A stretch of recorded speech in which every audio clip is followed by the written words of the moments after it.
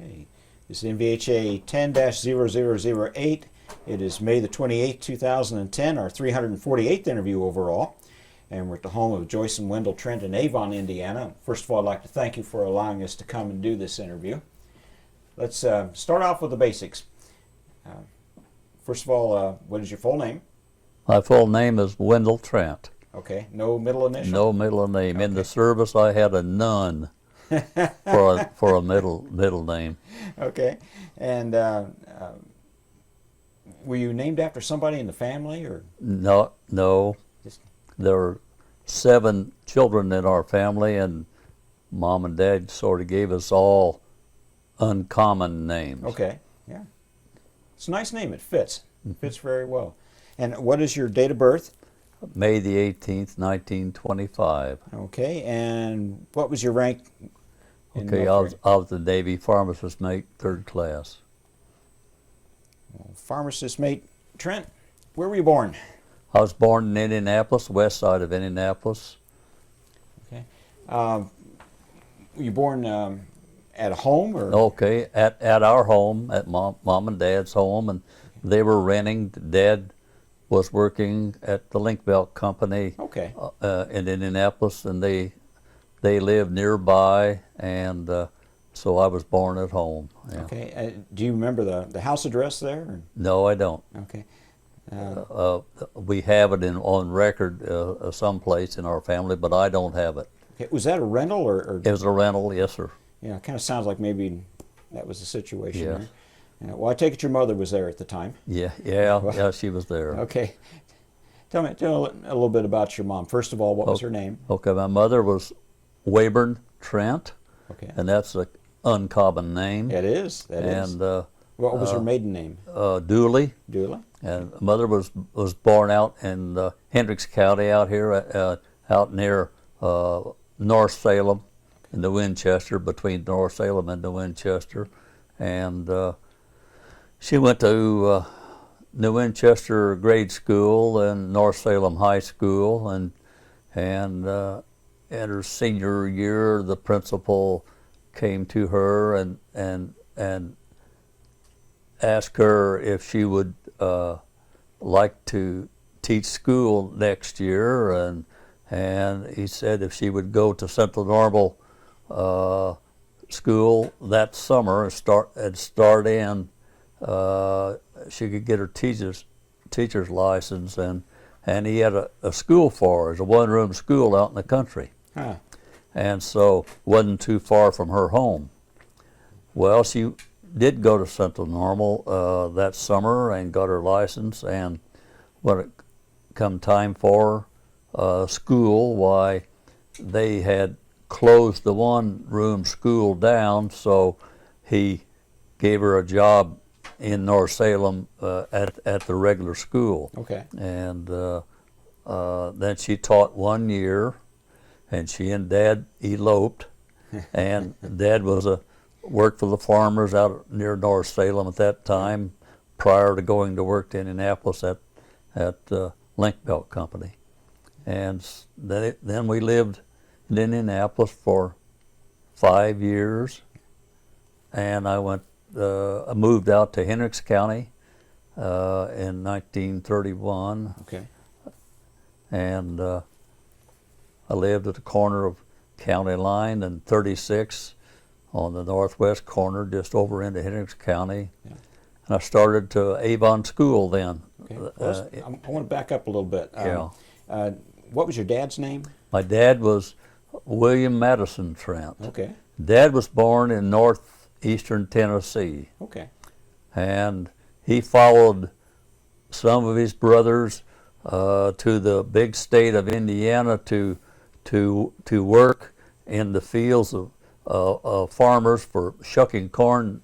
In those days, they shucked corn by hand. Oh, yeah. So they needed lots of hands, and out in the North Salem area, good farm country, why the farmers were needing farm hands to do that. And so his older brothers had come up here to do that, and so he followed. And then it was through working for farmers out there that he met Mom, because he helped work on her dad's farm nearby, and he got acquainted with Mother that way. Were they? Was your mom an outgoing person or a quiet person? How would you describe her that way? Mother wasn't not an outgoing person, I don't think. While she was the most wonderful lady I ever knew in my life, and she raised 7 of us kids, and you can imagine, me being born in 25, and I was the second. I had an older brother, and during the Depression come along, and like 29, 30, and 31 in through there, and even later, it was difficult for young families to survive, Sure. and that was one of the reasons we moved to the country, so we could have a garden and things like that. Yeah. And we never knew we were poor, but we were. Sure. And How being a teacher, did she really emphasize education, or well, is that- some things, yes, and sometimes I look back and I think about some of the little family competitions she'd get us into, like spelling bees and other things to cause us to think. And she was watched very close our school activity, our education in that respect, and she wanted us to get an education, and she and Dad both did. Yeah. And your dad, what kind of personality would you lend to him? Dad was he worked at Link Belt Company in the heat treat department. Later became a supervisor and was supervisor for several years, and I later on worked at Link Belt, became a supervisor. Okay. And as I would go down through the plant, I would go by Dad's department, and I'd see Dad in there working, and I always marveled at how he handled his job. Dad only had about 3 years of education, and that in good weather, Yeah. Oh, sure. And yet he did well. He learned heat treating real well. He also knew how to do the office management of his employees and the many things that came along. So I was always marveled at how well he handled his job. Yeah. Great parents, really. Yeah. I'm hearing a little bit of a buzz here. You want to pick up on that? Yeah. And no, you're not hearing it? Okay, I am. I'm just want to make sure it wasn't me. Okay. Anyway, you mentioned you're one of 7 kids. Yes. If you can give me their names and a little something about each one, let's. Okay. My oldest brother, Kenneth. There's 6 boys and 1 girl in my family. Yeah. Okay.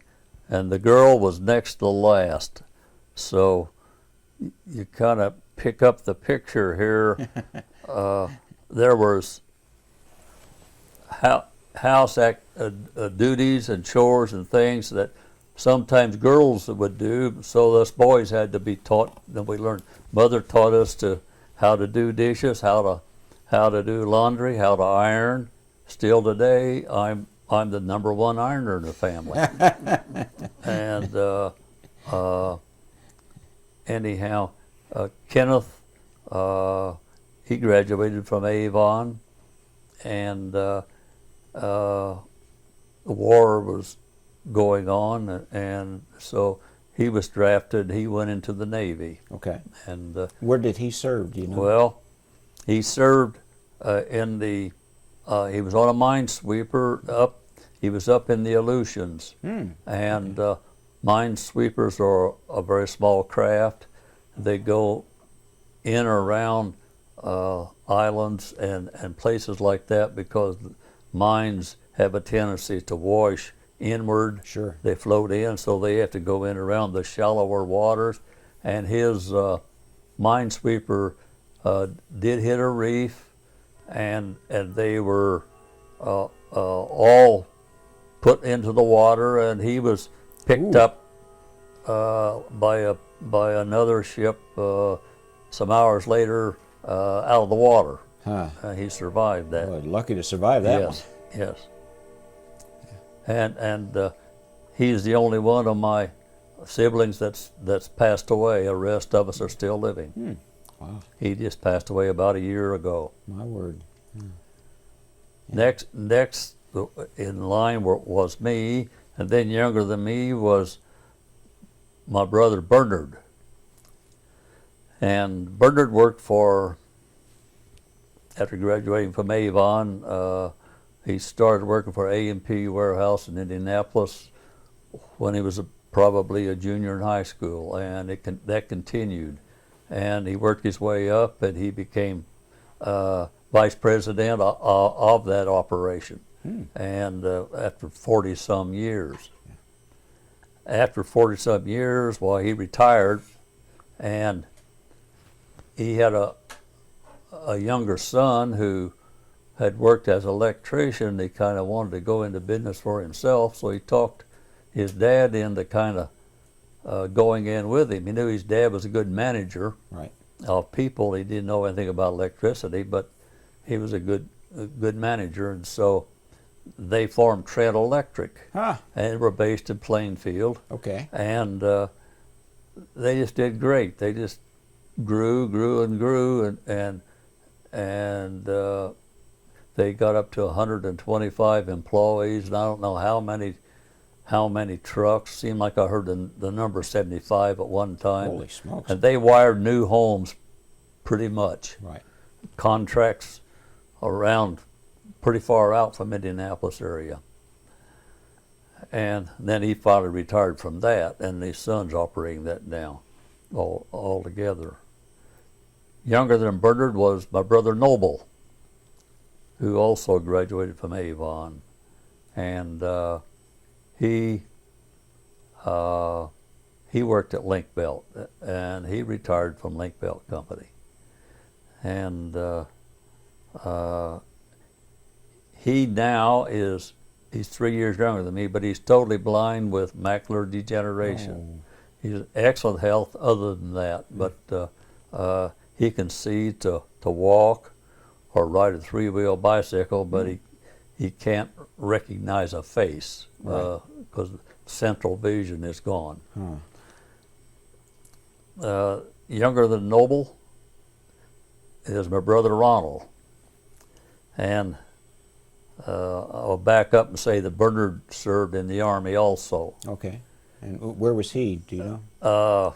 He didn't get out of the States. Okay.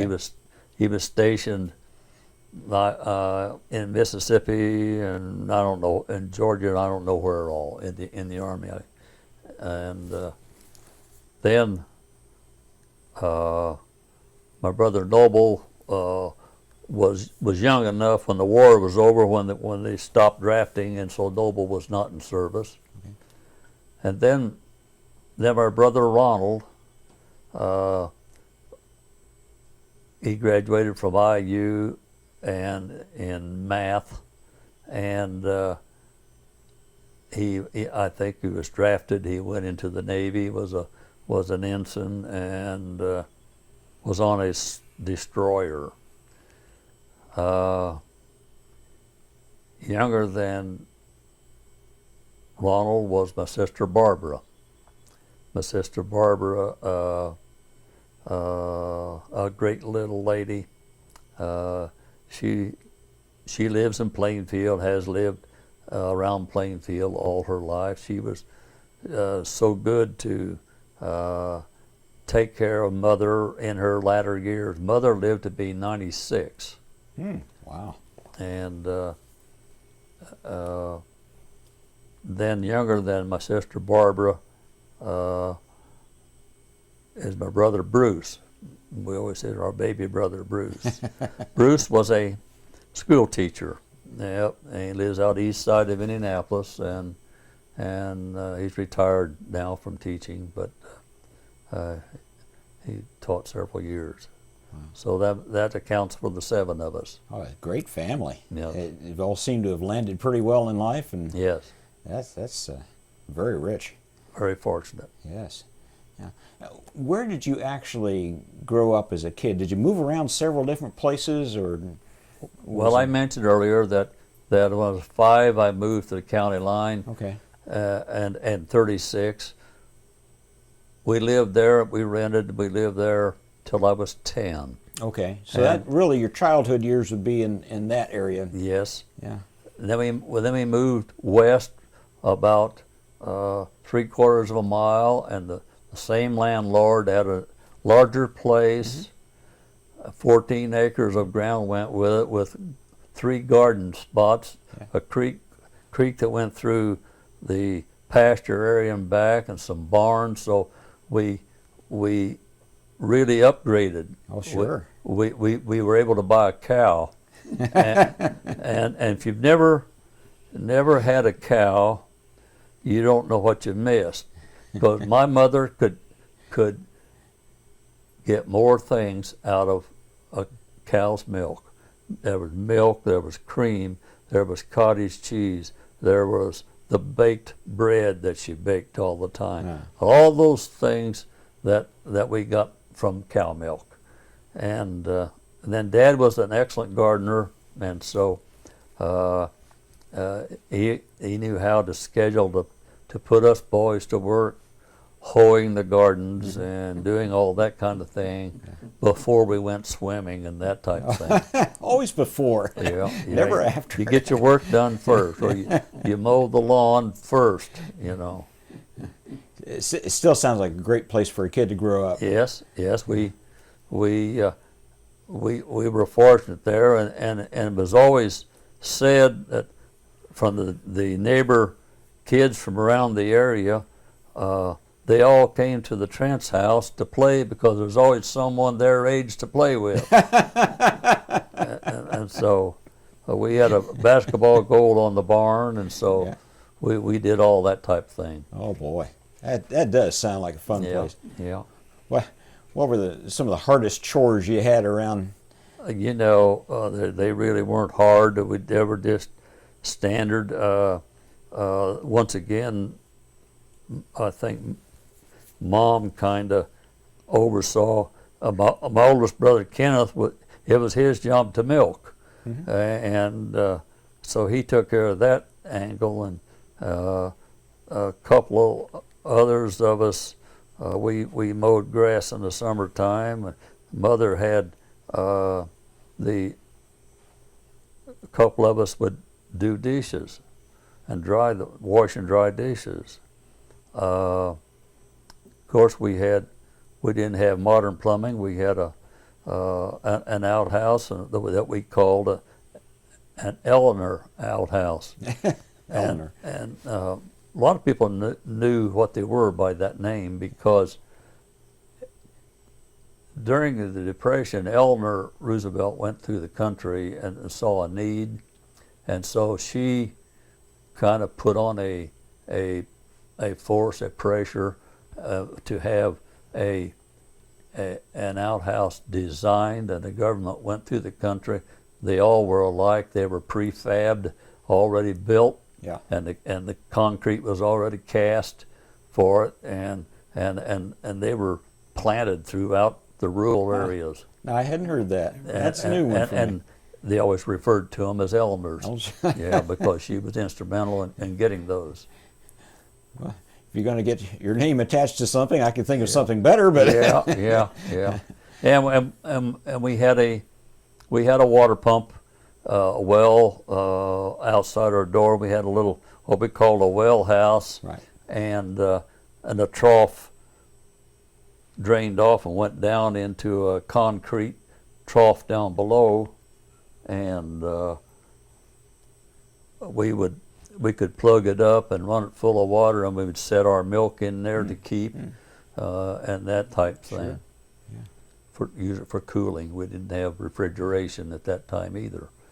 later on, when we had electricity, why we get a refrigerator and we did well with that. When did you finally get electricity? How old were you? You know, Do you know? I don't recall. I can recall our first radio, and I think I was probably about 9 years old. Okay. And it was just a small little Crosley. Yeah. And Did you have a favorite radio program? oh well, there weren't too many, you know, and you'd huddle around and sit and listen to some of those, and I don't even recall their names, but there were some that we kind of preferred. You know, there were some Western or radio programs, you know, that, and you could visualize it, Indians and the whole works happening, you know. Oh, sure, sure. Yeah, it's amazing what you could actually see more Oh, yeah. listening to radio than you can looking at television. Yeah, yeah. Because it just Yeah. triggers the imagination. Yeah, you can sit there with your eyes shut and see Oh, the yeah. whole thing. Yeah.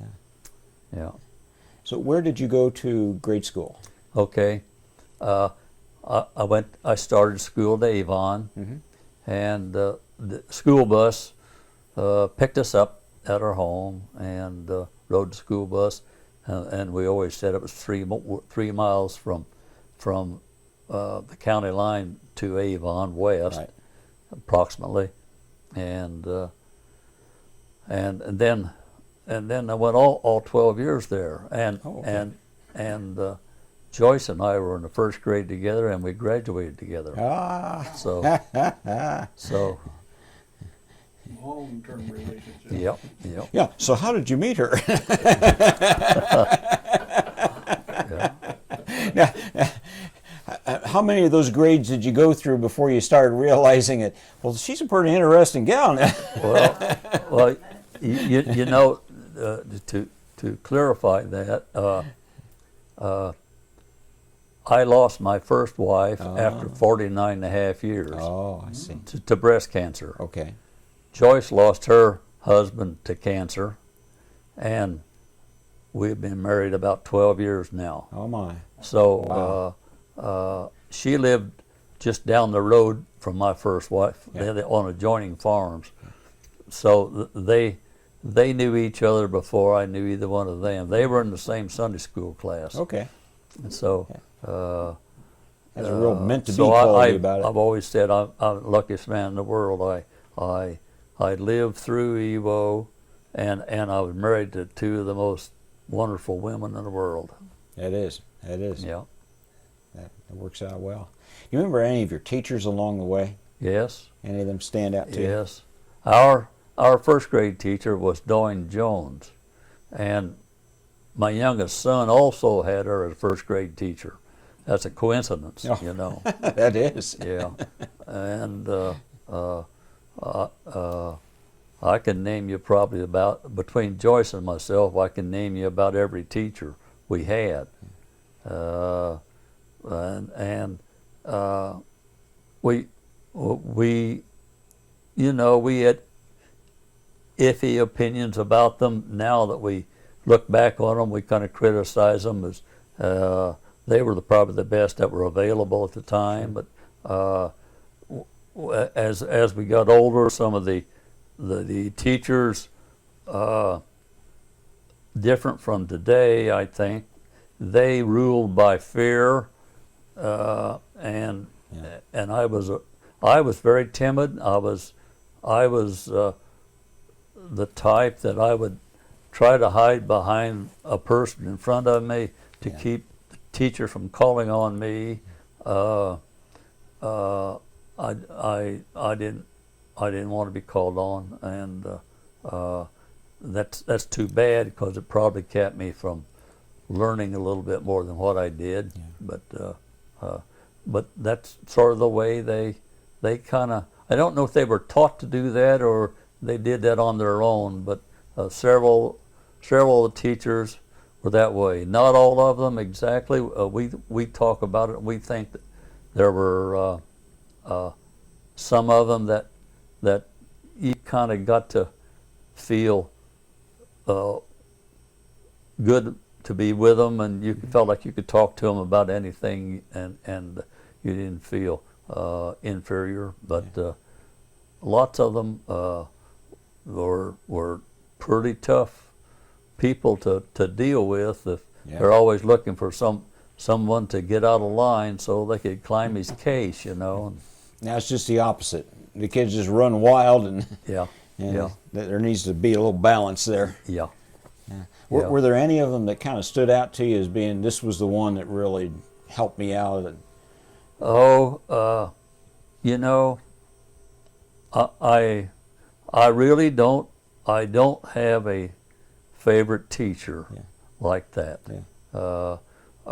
Like the teacher that Joyce and I sort of know about the most is one who lived to be 107. Oh my! And she hasn't been dead too many years. Yeah.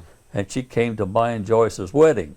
Oh. And when we would get together for our reunions, like our 50th and 55th reunion or whatever, well, we would invite her, and she was still driving, and up until she's about almost 100, and she came to our get together, and she realized, you know, she knew my wife had passed away, and I was living by myself, and it was a pitching affair, and she'd gone to her garden that morning. She raised a garden at 100 years old, and she collected corn from her garden and cut it off and had a dish of corn, and it was really good. And after the affair was over, why they were cleaning up and gathering up their dishes and things, and she went to Joyce and asked Joyce if she could find something to put this corn in and give it to Wendell. He needs to take it home with him. You know? So, but and back when she was teaching school and we were students, or the years after that, she was known as about as tough an old nut that ever walked. She would grab you and shake you for no reason at all, you know. She was tough. That's probably why she lived so long. Yeah. Being tough. What was her name? Loy. Her name was May Loy. May Loy. Interesting person. Yeah. When you were in school, did you participate in any sports or? Yes. I didn't. Yes, I played basketball, high school basketball. I played softball, and we didn't have baseball, hardball until I think I was a junior. Okay. I think that's right. And in softball, well, I was a catcher, and sometimes third base, but catcher most of the time. And like, you're not looking at this is a small country school. There were 22 in our graduating class. Oh. Okay, so the available boys to participate in sports weren't like they are today. Right. And there weren't too many volunteers for catcher, because that's a pretty rough spot. Oh, you yeah. know? Yeah. And so I inherited that somewhat. And so I caught softball for a couple of years, and when they started baseball, well, they didn't have any volunteers for catcher again, and so the coach put me behind the plate with baseball, and that was tougher yet. Yeah. That ball was coming in there a lot faster. Yeah. And so then I caught that, and then played basketball, ran track. We didn't, you know, nothing big. We didn't have football. We never had tennis. Basketball was number one, baseball number two maybe, and track was three of importance. You know. Who was the big rival back then? Well, in those days, Plainfield and Danville were the two big schools, and Brownsburg. Right. They were the larger schools, and Danville was the county seat. Right. Central Normal College was in Danville, and the tournaments, basketball tournaments, were held in Central Normal Gym. Okay. And those towns usually won most of the games and the tournaments, and every once in a while one of the other smaller schools would kind of sneak in and win a few, but not a lot. Yeah. How'd you stack up against them? You kind of lost most of the time, or broke even, or? Well, you know, I don't even recall what kind of records we had, but you know, win half your games maybe or something like that, and it kind of kept you busy and kept you active and keep you involved. And when you were in high school, did you know what you wanted to do when you got out? You know, the war was already in process. Conversation everywhere was the war, about the war. Every boy knew that as soon as he got out of high school, he's going to be drafted. Right. Because they were fighting two wars, one in Europe and one in Japan area.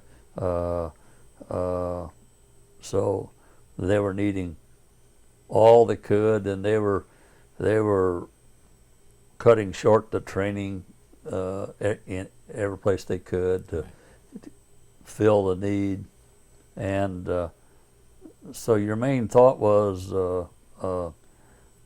you know, graduate from high school and go into service, you know. Sure. And I've often thought we didn't even have a conversation with Mom and Dad about any higher education. Sure. It'd be tough with a family that size, too. It was just going into service. Yeah. If the war hadn't been going on, do you have any thoughts as to what you might have done? You know, I probably would have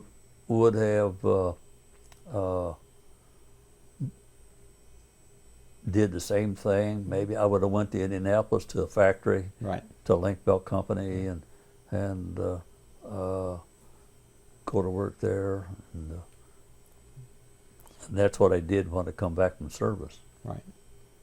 And only one person ever said anything to me about going to college. That was Ed Cavallini. Oh, really? And we were on Maui, you know, when the war was over, and we were being sent back home or someplace for a while till your time run out so you could be discharged. Right. And Ed, I reckon, was interested in his boys, and even though he's just a couple years older, but yeah. One day he stopped me and he said, "Doc, where are you going to college?" And I said, I don't think I'm going to college. I'm not going to college. Yeah. Why not? He said, you can go on the GI Bill. And I said, you know, I'm not prepared. I didn't prepare myself in high school. I didn't discuss this. I didn't plan when I was in school to make sure that I took the right subjects and prepared myself to enter college.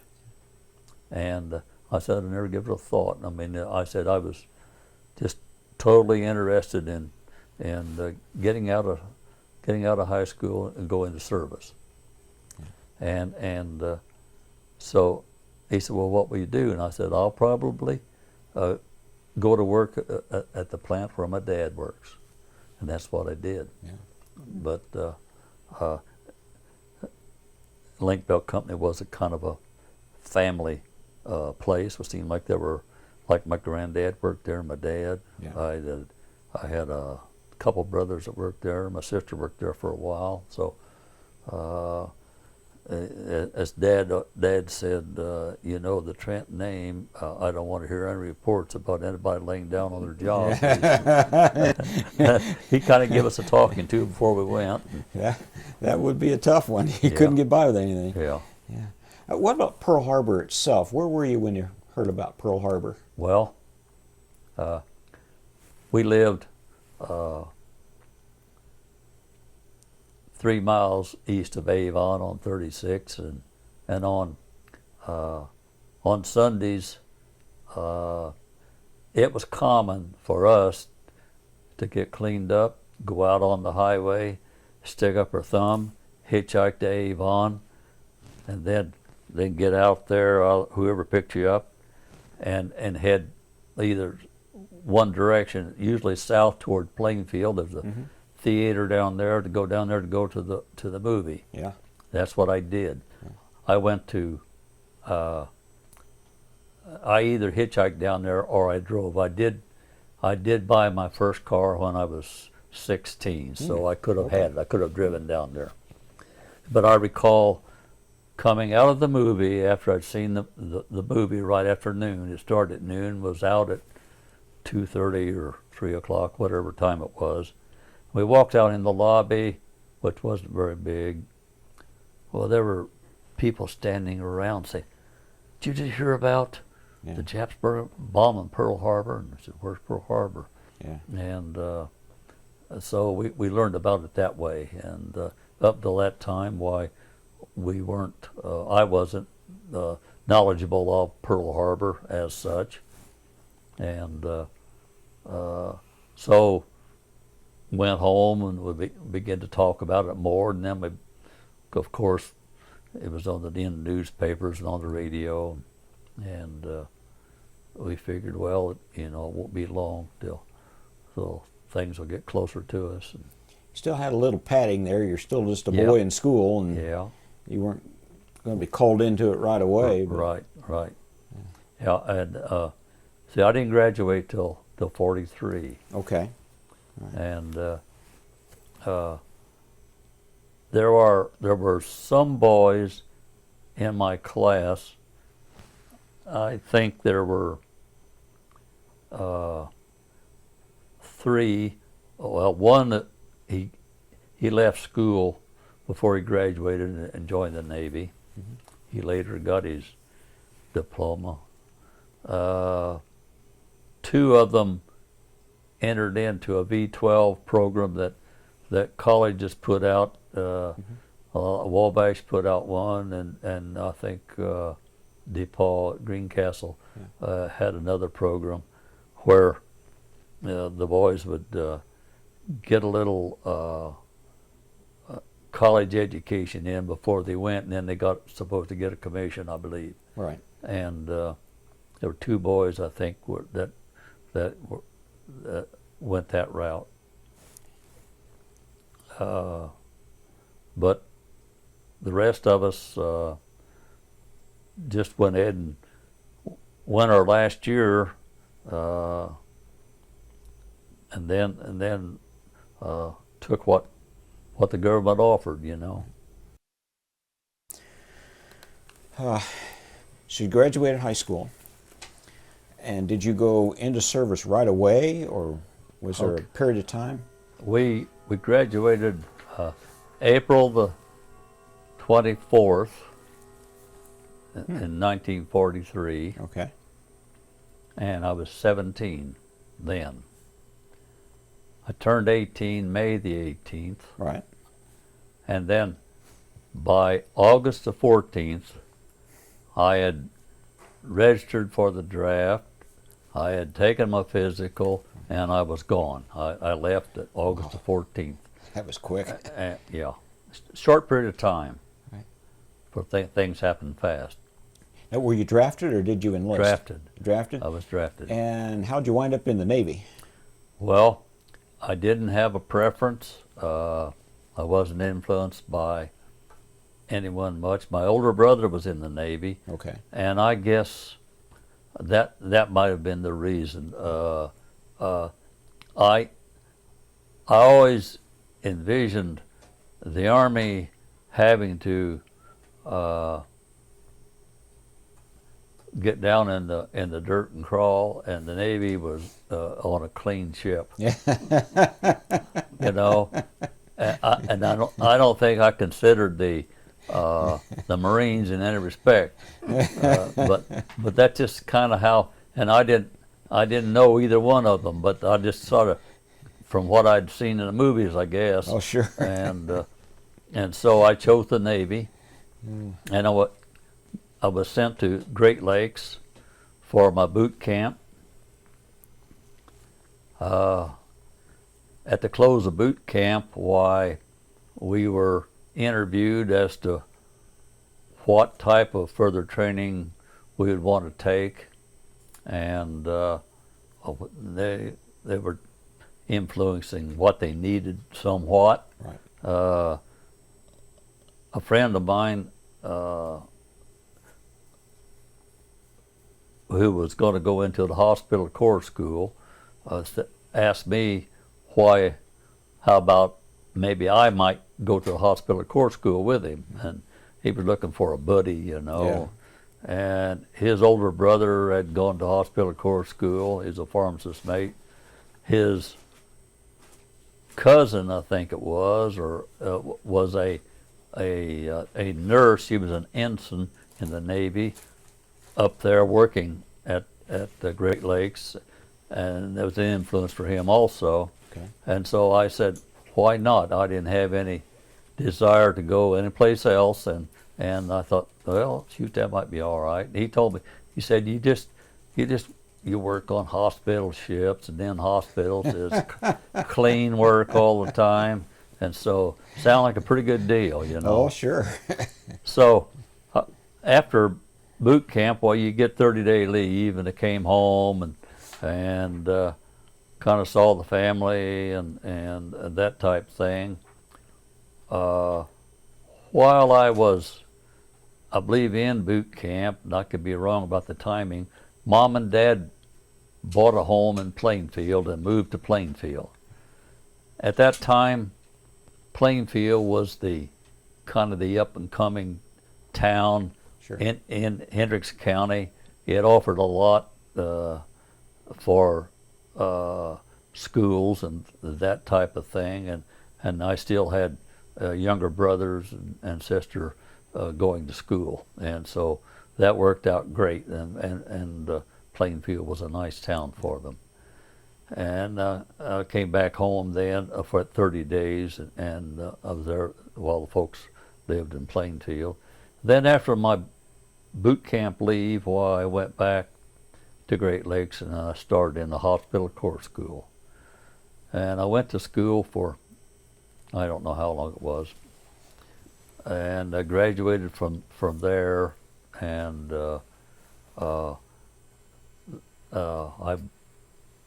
trying to think. I think I might have gotten another short leave, and then they sent me to Bethesda, Maryland, to the National Naval Medical Center, which was 9 miles out of D.C. Was this for advanced training or just to work in a hospital? Okay. That's usually, that was the customary thing. After you had your hospital corps school training, well, they sent you to a hospital, and you start working there in the wards. Okay. Well, the training itself, did you find anything particularly difficult about the training? Or? Definitely. Yeah. A lot of it's not fun, you know. Yeah. You had to practice giving shots on yourself or one another, and with distilled water and stuff like that. And there's an art to giving a shot, you know. There's an easy way and there's a rough way, and there are places that you can do better than another, than you know. And so what's the right way? What works best? Yeah. Well, you get into a fleshy part of a person's arm there, you know. Don't be going in close to a bone or a muscle type if you don't have to. Right. You can go into flesh in here, and like I worked at Bethesda, and penicillin was just coming out then. Yeah. And so at first, we had to give penicillin intramuscular, and that's deep, long needle. Yeah. And we'd have to rotate them because, boy, they get sore. Oh, yeah. So we go shoulder to shoulder and thigh to thigh and the cheek of each butt and rotate, you know, so you're not. Anyhow, that's some of the things that aren't pleasant, you know. Right. And then I first started working at a eyes, ears, nose, and throat ward, and I worked there about a couple of months, I guess. But your duties we had 7 to 7 hours, 7 in the morning till 7 at night, and day shift or night shift, whichever you drew. And there'd be a head nurse that was in charge, and you did all the ward duty and all the dirty duty that there is in a ward. Right. And then after I got out of that ward, they sent me to a plastic surgery ward. And that was an interesting ward. It would be. Plastic surgery back then, I don't know how it is now, but it was long, drawn out affair. It takes a long time to, like I've told this story before, there was a boy who had lost all the meat off of his shin of his leg there, and it's pretty thin there anyhow, and they couldn't get any skin to grow back, so he needed some meat on that. So they went to his side, and they rolled up a big grip and cut it on each side, raise it up, make like a suitcase handle, and it was still alive, blood flowing through it, and then they raise it up in the center, sew it together underneath, and then we'd have to put wet bandages underneath there all the time to keep it growing back.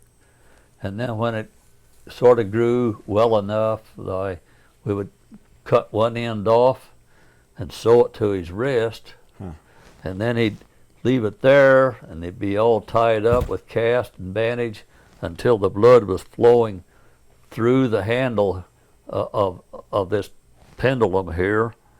And then when it's growing there enough, well, they cut it loose here, and they take it here and grief. open that like a hot dog up and put it on his leg there, and sew it on, and you leave it there till the blood begin to flow through it, before you could cut him loose. Well, that's a slow process. I can imagine. And so the patient just goes through a terrible life waiting, And I had one experience where a boy was tied up in cast pretty much. He had weights and stuff, and we heard thump thump, and went in there, and he had been pouring water out of his drinking pitcher on his cast to soften it. He had got hold of a knife. He was going to cut his way out of there.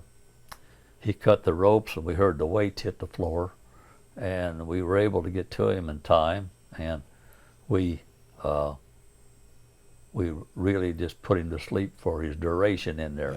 We kept him knocked out until his time had healed, so he could come out, because mentally he just couldn't handle it. Oh, it'd drive you crazy, wouldn't it? Yeah. So anyhow, that's just one case of the plastic surgery, but there were all kinds of things that took place. It was interesting. You never knew they ever did anything like that. Yeah. So when my time was kind of up there, and they were getting a pool or a group of corpsmen ready, all of a sudden we got word that several of us were being sent to Camp Lejeune, North Carolina, to the Marine Corps. Oh boy! And I said, "What in the world's this?" and so they sent us down to Camp Lejeune, sent all of our Navy clothes home, gave us all a Marine issue, and we went to Fleet Marine training, the total training that Marines take. Oh my! No medical training, where we're taking Marine Corps training throughout. We learned to fire all the weapons, go through all the obstacle courses, do all the maneuvers, the hikes, everything they had to offer. And in the meantime, they had to toughen us up and to make us as tough and as mean as they possibly could. And they fed us well, put weight on us and put muscle on us. And I don't know exactly how long that took, but along latter part of the summer, why we got word we were shipping out, and we took 7 days by train from North Carolina to California, and 7 days by ship from California to Hawaiian Islands. Yeah. And then we were stationed temporarily over on Oahu, not too far from the Dole Pineapple Company, and to a tent city replacement center, and we waited there. And at that same time, the 4th Marine Division, which had a home base over on Maui, were just coming back from Saipan, Tinian operation. And so they had just come back, and their officers and people were taking inventory of what they had left, or where they needed replacements in every category. And so they then sent us corpsmen over to Maui, and we went in there to actually they sent us to the 4th Medical Battalion as a replacements, and then they used us to fill in. Wow. So your best laid plans kind of turned a little different direction there. Yeah. So this would have been summer of 44? Yes. Okay. Invasion was what, February, wasn't it, of 45? Yes. All right. So how'd you interact with the Marines, especially the ones who had been in combat? How'd they treat you, being a new guy coming in? I would stake my life on this statement that you ask any veteran Marine what he thought of the corpsman coming in, and they loved us. Yeah. They swear by us. We were a necessity. Yeah. And they treated us great. They appreciated us for many reasons. As like a rifle platoon, like Cavallini had, like Jim Craig had, like I was sent up to a rifle platoon, and they use you as a corpsman. They use you as a fighting Marine. You use all the equipment they have. Right. I already knew how to use all that. They're tickled to death to have one more firepower, you know. Yeah. One more person to help throw this box of grenades. Another pair of hands to help carry somebody back till you get him on a stretcher and then take him to a Jeep ambulance to get him back to the beach.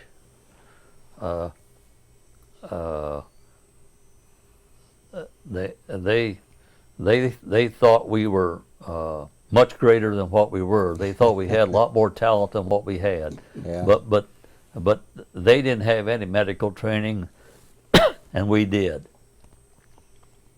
I've always heard that from Marines. They just really held the corpsmen in high regard. I just kind of wondered when you first went in if there was any kind of... We had a reaction. 2 years ago, we went to Fredericksburg, Virginia, to the 4th Marine Division reunion, and Jim and I were there, and we were both, our wives were sitting around a round table of about maybe a dozen people, about 6 servicemen and family members. You know, some of them were wives, some of them were sons. Right. As we kind of went around the table, introducing ourselves and identifying our service or our outfit or something. Well, I didn't introduce myself as a corpsman, and a man and his son were sitting across the table from us. The man stood up, in all seriousness. He said, "You saved my life." Wow. Scared me. Well, he went ahead to clarify it. You know, a corpsman saved his life. He told it. How it and that was kind of a normal reaction from him, the way he did it and the way he said it. You know, and that's sort of the way they feel. That he told how he was wounded, and a corpsman. I forget exactly what he did. He gave him a treatment that was life-threatening, you know, that he took care of until they could get him back to a field hospital or something like that, and to hire doctors. And we weren't expected to do brain surgery. We did all we could do temporarily. We would do the quick fix. We'd do the Band-Aid. We would do whatever we could to get that boy back to higher medical attention. Right. And on the case of Iwo, where we really didn't have any place back there to go because it was so close, and it was under fire as much as where we were. As like Ed Cavallini told you, he got wounded a second time while he was laying on his stretcher waiting to be evacuated. Yeah. That was a norm. That happened all the time, but they kept still trying to funnel them out, trying to get the small landing crafts come in, drop their lid down in front, and get them carried on there and take off as quick as possible, and get them out away from there. And they'd take them out to. They had some LSDs set up with the sick bay right in the hull of it, you know. Right. But, you know, that's what they expected out of us as a corpsman. I've told you before maybe what our medical unit consists of. It was morphine, a lot of different sizes of bandages. We had blood plasma, you know, and that was in its crude stages. Blood plasma at that time, we had 2 bottled containers. One container had dried plasma in it. The other bottle was distilled water. Oh, for heaven's sakes. Then you had a double-headed needle, and the plasma was in a vacuum, and you put the one double end of the needle into the distilled water, the other end into the plasma bottle, and it drew the water out. At that, you mixed it at that time. The water run into that dry, and that dry plasma was sort of a straw color. And mix it, shake it up, and then you had blood plasma to give to a boy. And we were taught the many places that you could find a vein to give a boy plasma. Wow. And we didn't do a lot of that. It was just rarely that a boy was either mangled so bad that he didn't live, or he had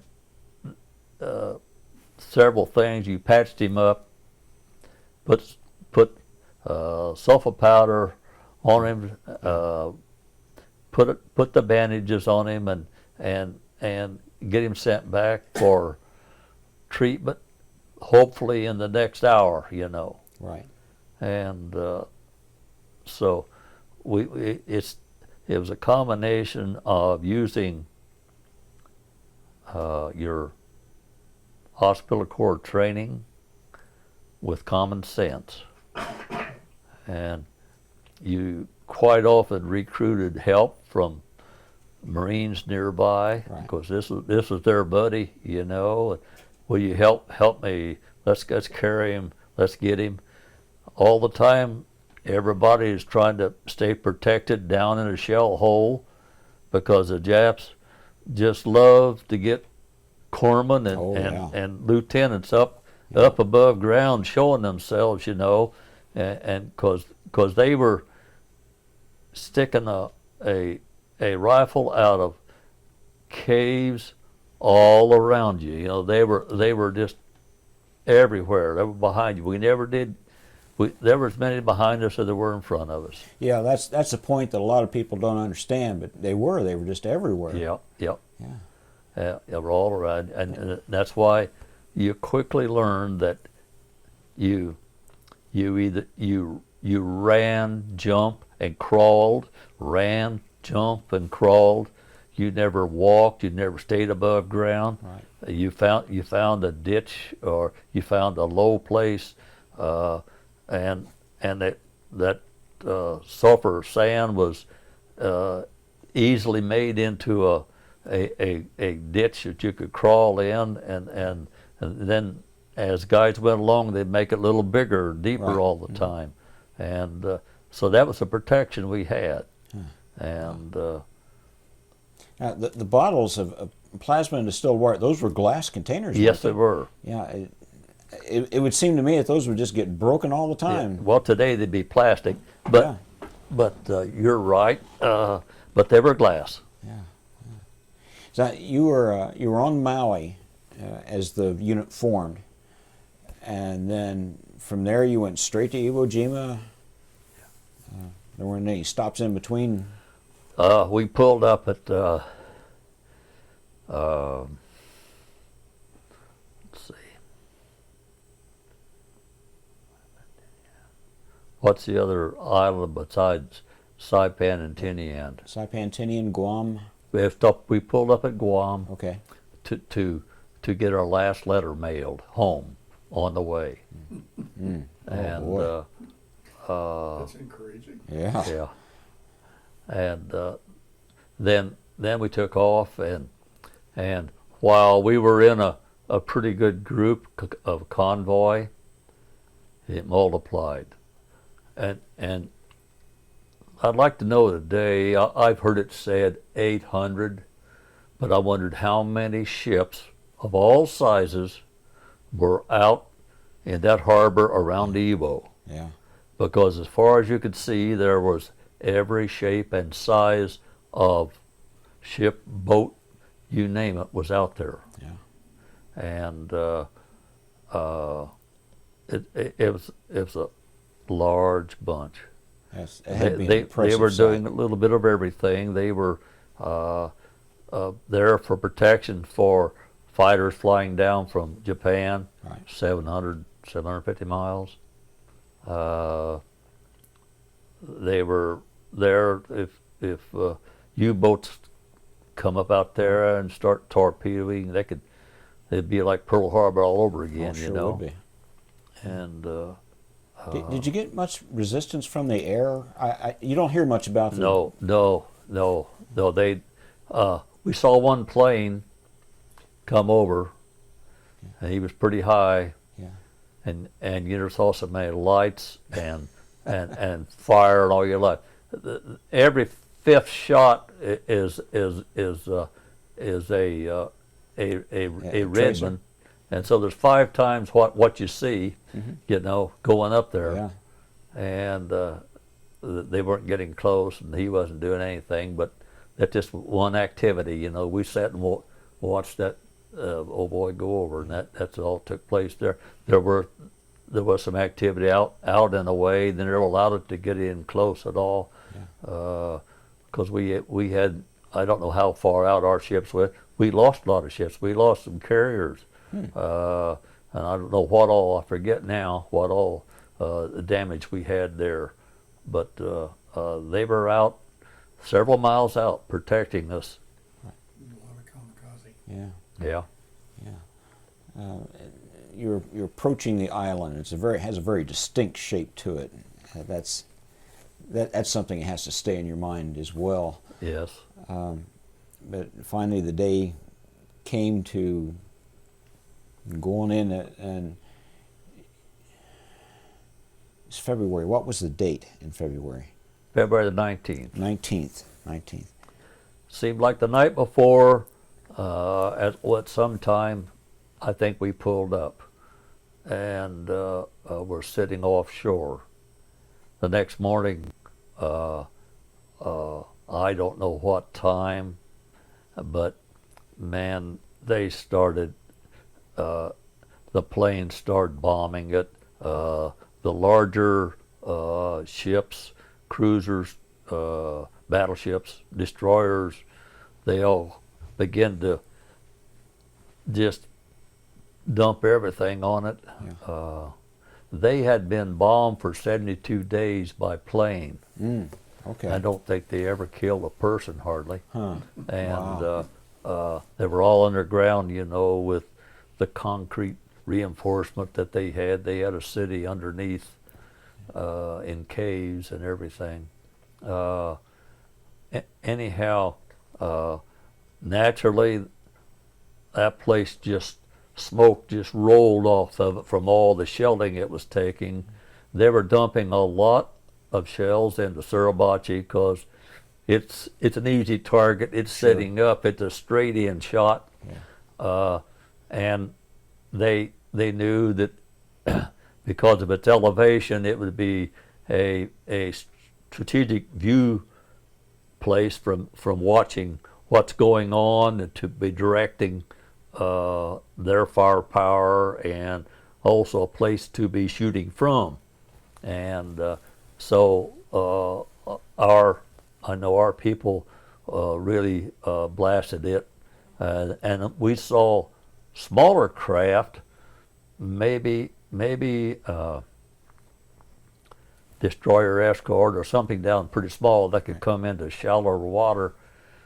Seemed like it came right up close, and boy, they just fired right into the side of Suribachi, trying to really locate some explosives within it so that they could just halfway blow it up. But it was a lot of smoke coming off of there, and then you could begin to looking and wondering.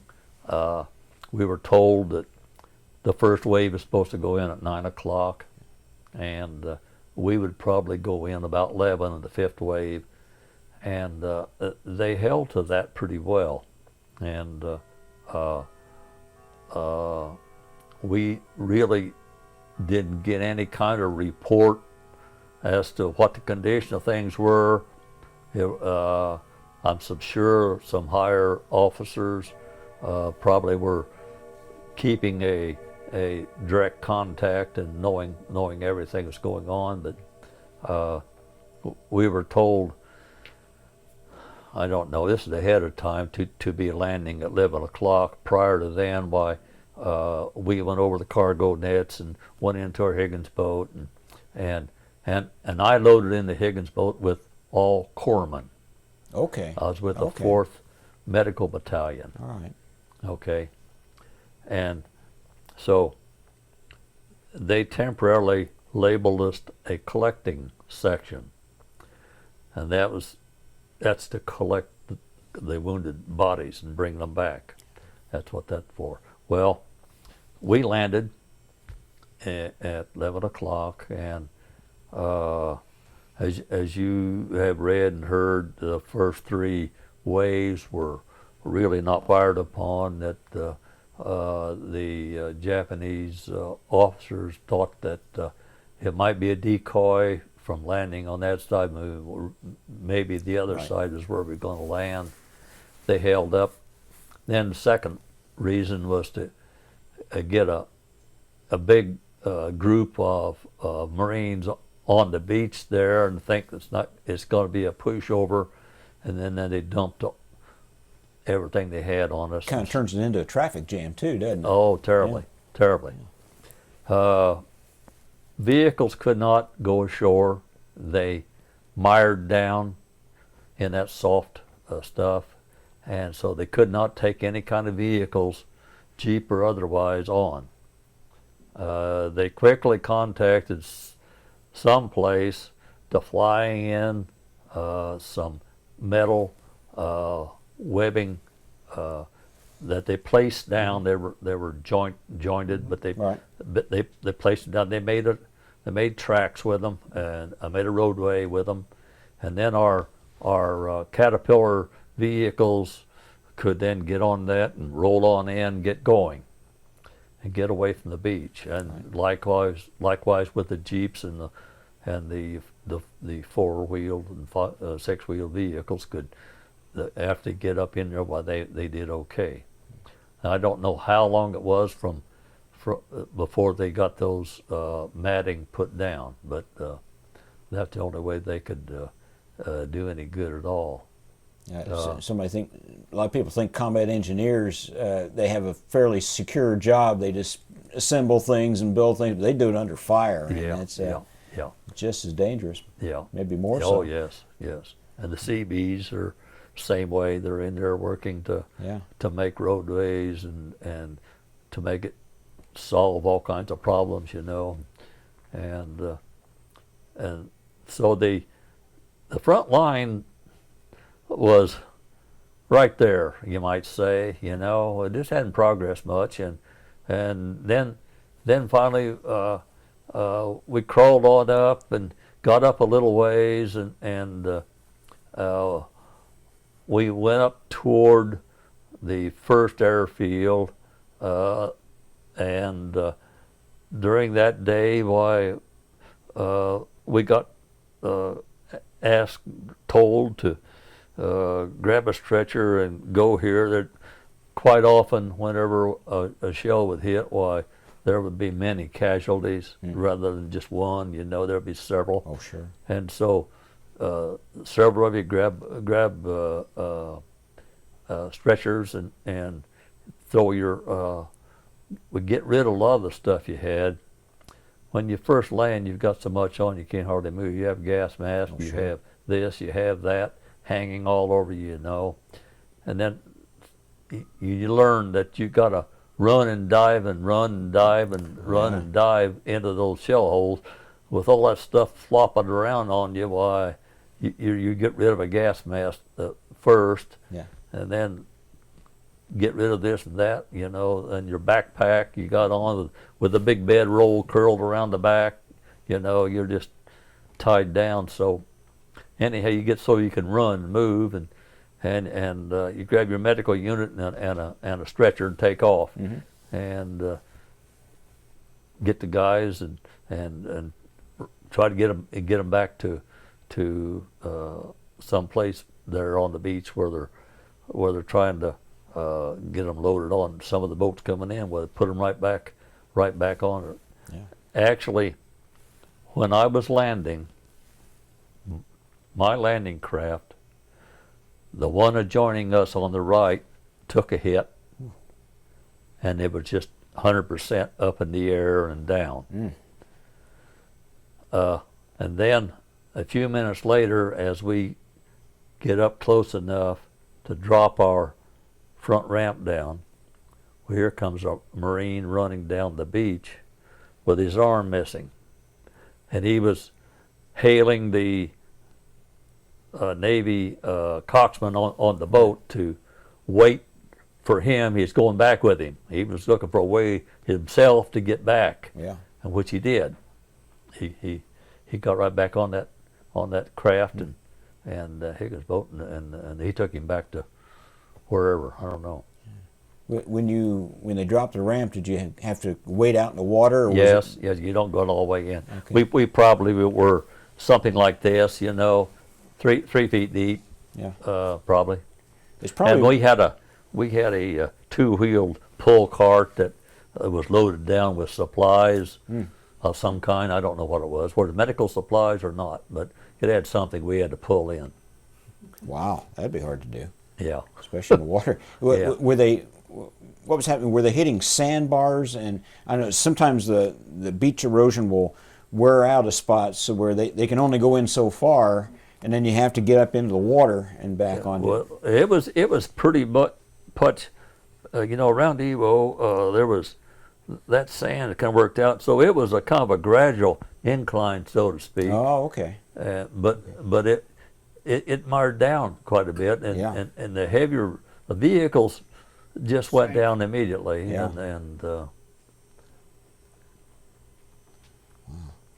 So you got on the beach. You moved up toward the airfield. What's the rough period of time between the time you landed on the beach and you were able to make it to the airfield? A day, a couple hours, a few minutes? It's a combination of things. All the time, it's self-survival is Right. is probably prominent, and then try to stay connected with your group. There's always somebody higher up than you that you're working with, that you're answering to, and we were a group of corpsmen right then, and we, like I say, we did some evacuation of some boys, and then it seemed like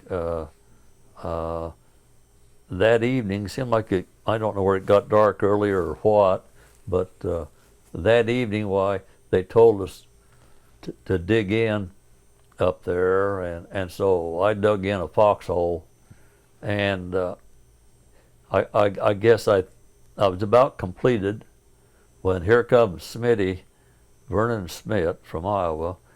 He was a corpsman. He come running up here and he says, "Wendell, they sent me up here. I'm gonna bunk with you tonight."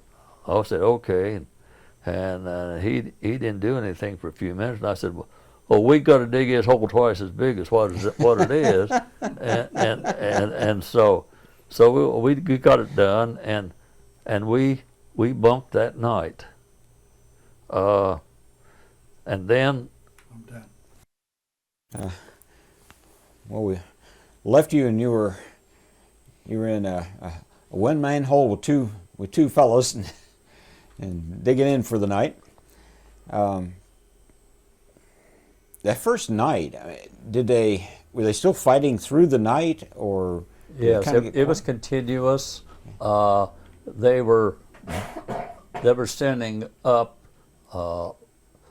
flares that had small parachutes Yeah. that floated a light down very slowly, so we'd keep the area lighted as best we could. So we were always, the Japs always infiltrated. That was their custom, and we didn't.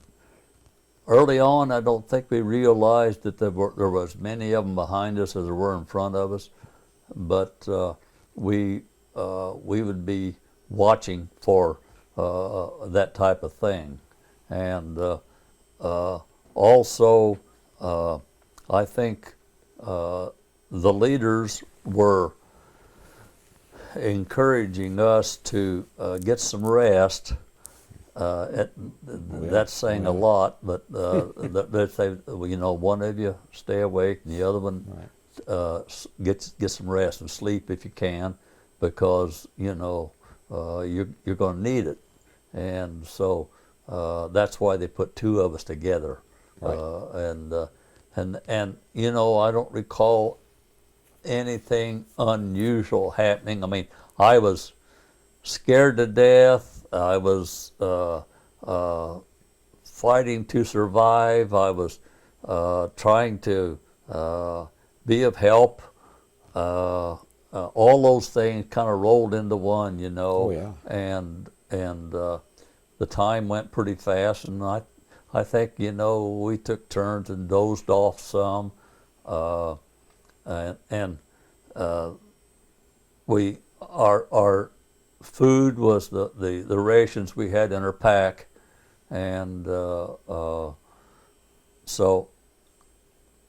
you know, I don't recall getting hungry. I don't recall eating much. Yeah. We did, but I recall later on when somebody had a means of got down in a shell hole, and they had some wood, and they started a little fire, and they used it to open this can of spam and kind of heat it, you know, have a hot spam sandwich, and anyhow, but I don't recall early on, or in fact, hardly any time eating. I just doesn't come to mind. All that naval shelling probably didn't do them much damage, but it gave you places, shell holes to that's right. jump into. So that's right. there was some advantage to it. It wasn't That's wasted. true. Very true. Yeah, if it hadn't been for those shell holes, we'd have lost a lot more than what we did. Oh, yeah. Yeah. And that was the second day, I think, the next day, when they didn't know it was going to happen that fast, but they knew that we were the replacement group, and so corpsmen were getting killed and wounded left and right there with us. Right. And so the word come up and says, Trent, here's a runner. You go up with him to Second Battalion, 25th Marines, and report to Lieutenant so and so, and that's when I went up and joined a platoon of a rifle platoon of Marines, and I was with them for the duration. Okay. And I didn't know a soul going in there. You know, I'd never seen it before in my life, but quickly acclimated and found out who their leaders, how their leadership was, and who it was, and started doing, you know, this what you could do, what you had to do, and go on, you know. And were there any other corpsmen in that group, or were you the one? There's only one corpsman in the platoon of Marines. Okay. And so no, you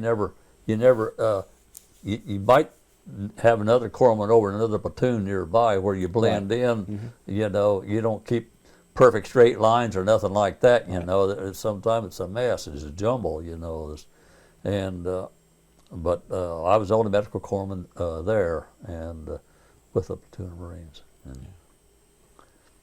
And you moved onto the airfield, and then you started going right north along the east side of the island with the 4th Marine. What did you say? Yeah. I know the 5th. I think it's the west side. West side.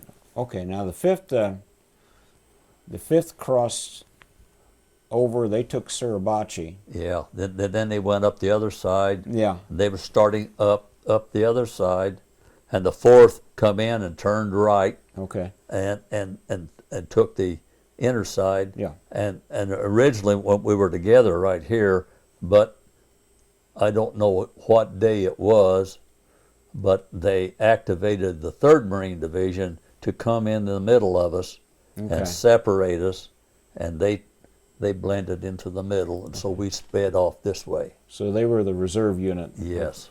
Eventually came in. Yes. All right. You left the airfield. At some point, they raised the flag on Suribachi. Well, did you see that? Or? Well, that was the 5th day they raised the flag. Okay. And we were You know, we didn't go too far each day, seemed like, and as you know, the size of it for a month, you know, you think going into almost the middle of 5 miles, you got 2.5 miles here in a month. Some days we didn't go too far, you know. Anyhow, we weren't up there too far, but there was a radio jeep. The guys began to kind of shout and pass the word about, look back there on Suribachi, they're raising a flag. So they'd heard about it on their phones, and so we turned back there to see a very small object. You know, we're talking about a couple of miles, or something like that, 2.5 miles. I don't know how far it was, and at that time, we didn't realize that they raised two flags pretty close together or anything like that. We didn't know anything about that. And outside of just a little bit of encouragement, why it didn't mean too much to us at the time. Because we had, you know, life and death things going on all around us, you know, to think about. Just looking at the island from offshore, you would have thought, well, once you capture Suribachi, you've got the whole thing because the rest is relatively flat. But that wasn't the case at all, was it? It got just as tougher from that point on. No, it was tougher to get the rest of it in Suribachi. They closed that off and went up there, as I read about it, very easily. Seemed like. Yeah, just the opposite of what you might think. And we didn't move too fast. Did you ever pull back at any point, or you know, was it always just inching forward? I don't recall that type of thing, but I recall staying put. I think for one reason, I think we had a pretty good secure position we'd kind of established. We had some protection. Right. And Jim kids me about this. I tell him about our big hotel we had there. What's the story there? One of the Marines in that outfit had got it or went back with a truck or something, come back with a piece of plywood, and it was blowing off the side of a landing craft. And he had some cardboard canisters that had been shell casings and stuff, and he filled those in sand and kind of made walls, and we began to dig out, and we made a place that was like 3 by 6 feet or something like that in size, and then we put the plywood on top, and then put 2 or 3 feet of sand on top of that. Then we had a little crawl-in hole down at the bottom, and we didn't know at the time, but that kept the snipers from these cave points from getting to us, because we were kind of back in. So we put down a blanket in there, and we kind of took turns of a night sleeping in there, and you'd feel like that you could relax enough to go to sleep. You know, you could get away for a nap for just a little bit. When you was in there, you felt like you had some privacy, and that you were secure or something. You know. And so we used that for quite a while, and I don't know how many days. I wouldn't want to guess, but it worked pretty good. And then we had to leave it, you know, of course, and somebody else probably took it over. But that was a more personal shelter. It wasn't like an aid station or anything. That's right. No, it was for those Marines I was with. And they kind of engineered that. That's a pretty good deal. Yeah.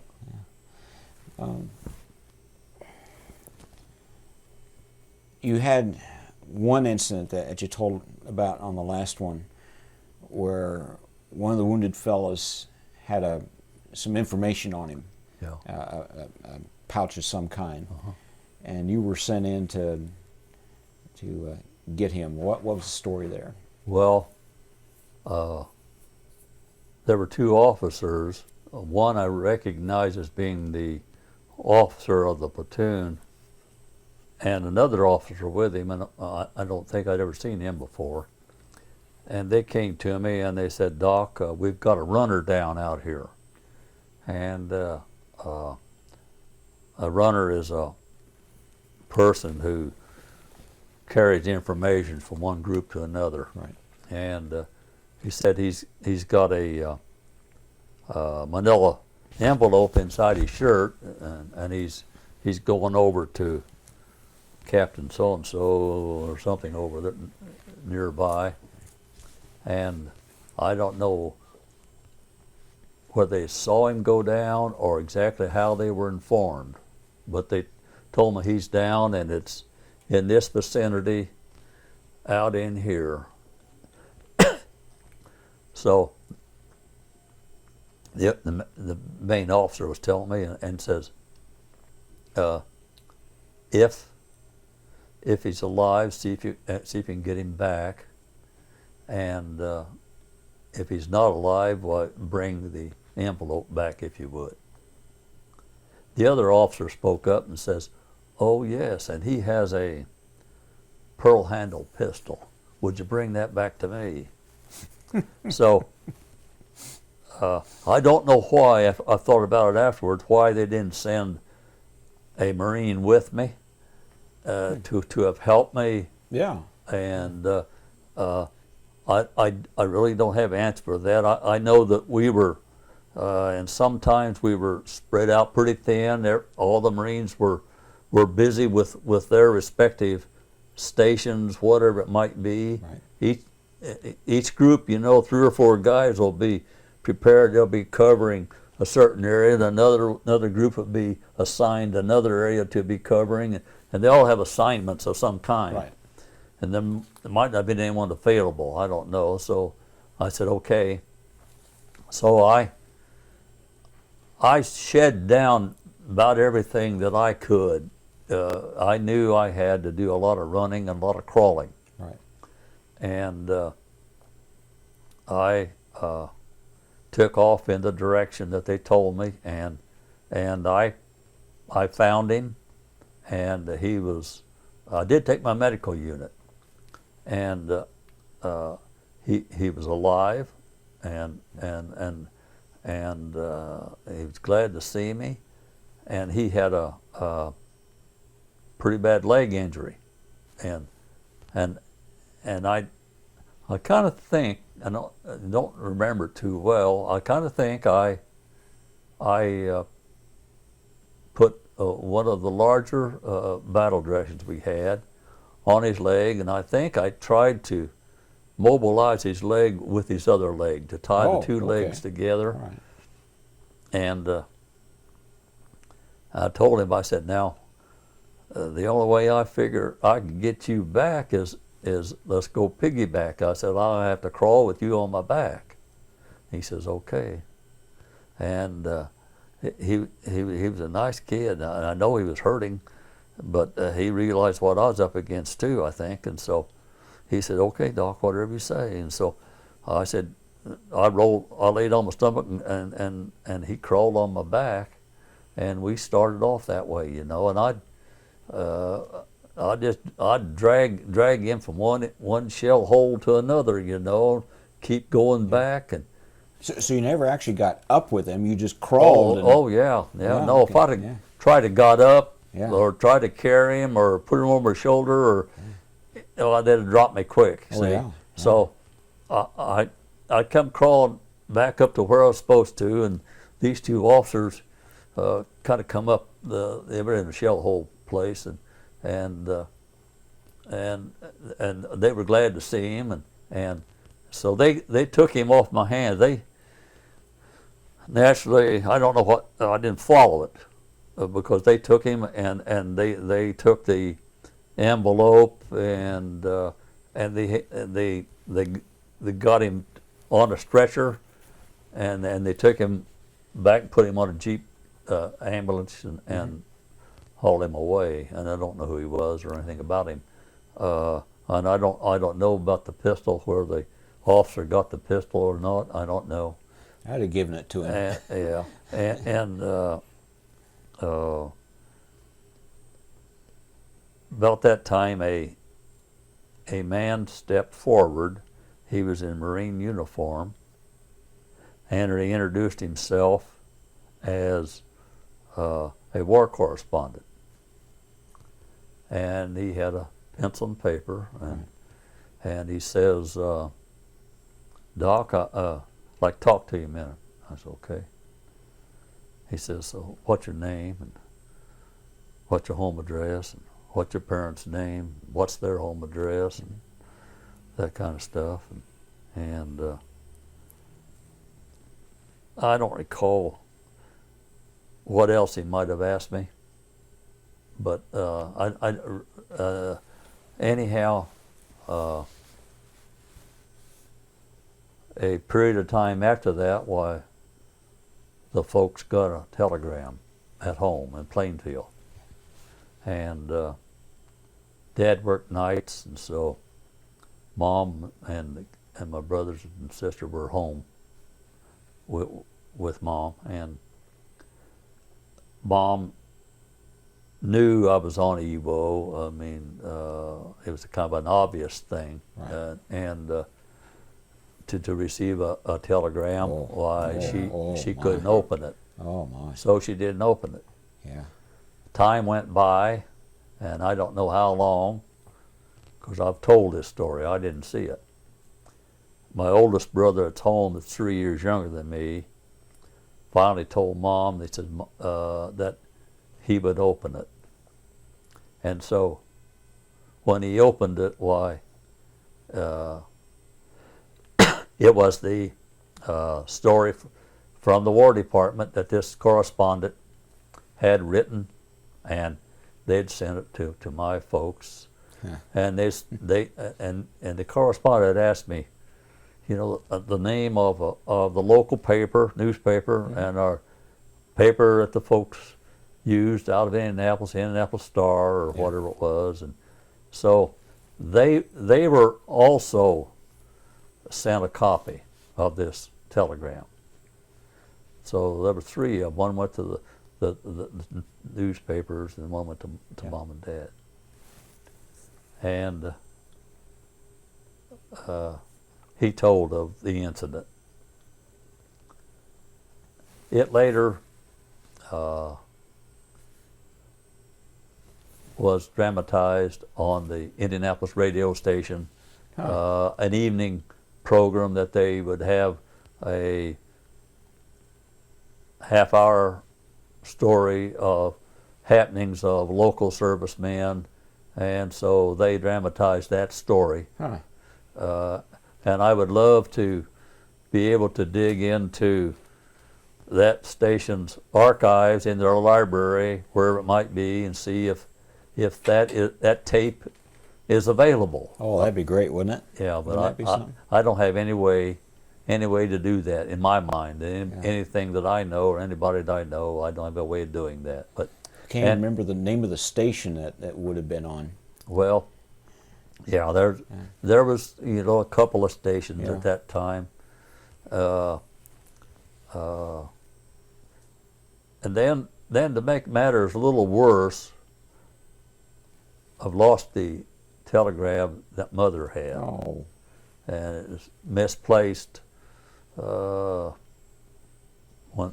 her things or something when she passed away or whatever. Several of my members of the family read it, you know, they're aware of it. I have a copy of it because I went to the library and pulled it up. They have it in the record in the historical section. And I have it. I have a printing of it right up here. Ah.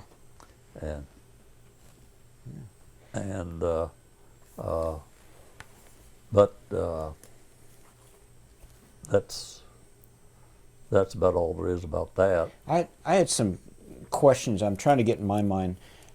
You didn't actually see the runner out there. They just said he's over in that direction. Oh. So you couldn't see him from where you were. Oh, certainly. So Not because he's in a shell hole. Most everybody was in a shell hole. Okay. Most you ever saw when you looked out would be rats jumping and diving from Yeah. one place to another, type thing. Yeah. You'd see helmets. If they were smart, you wouldn't see much of any of them. Yeah. You're right. And so, but he wasn't in completely exposed area. He was actually in a shell hole. He was. He'd gotten off in there. Whether he crawled in there himself after he got hit, I think that's probably what happened. Yeah. Wow. So you just kind of crawled from shell hole to shell hole, and then Yeah. wow, it's amazing you got back without being Yeah. without at least him being hit. Yeah. Him being on top of Yeah. you. And You had to be exhausted when you got back. You just call on energy that you don't know you have. Yeah. Yeah. Yeah. You don't stop and think about some things. You just do it. And I was fortunate enough that I was in good physical shape and I was able to do that. I was thankful I could. The ground itself, was it that volcanic sand? Or Oh, was yes. It, okay, Oh, so it yes. was. Yes. It gave with you a little bit. It wouldn't Oh, be yes. quite like going over Oh, rocks. that's right. So No, that was no, good. that's right. Yeah. No, That's phenomenal. Yeah. That's quite a feat. a lot of elbows and knees. Yeah. Yeah. Be a little skinned up by the time you get back. Well, I suppose, I don't know. And there were still probably several more days before the battle was over at this point. Oh, yeah. You yeah. still had quite a bit of action Right, to go right. yet. Were you with it until the island was secure, or did you pull back at Oh, some no, point? no, I stayed with that platoon till island was secure. Okay. Only when the island was secure did they come around and tell me that, Doc, you can go back to your medical battalion now so that you can check in with them, because they were in the process of counting noses and they had their original groups list and people in charge, they have so many men by name, they have lists of them that they're responsible for and that type thing. So he said, you go back to your medical battalion and report in to Dr. So-and-so, and so that's what I did. And so I went back and reported in to them, and then he told us we'll be leaving, I don't know, tomorrow or the next day, and if you would like, if you felt, he was addressing several of us, if you would like, you could go up to the cemeteries and look around if you would like. So it wasn't too far up there, so we did go up to the cemeteries and we looked up the fourth divisions, and then we looked for our outfit, and several of the corpsmen friends were in there.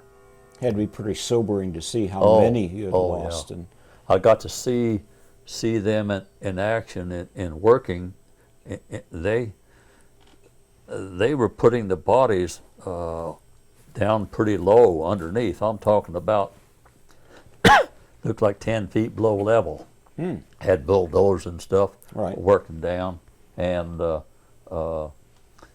excuse me. go ahead. Then they'd cover them over, and they had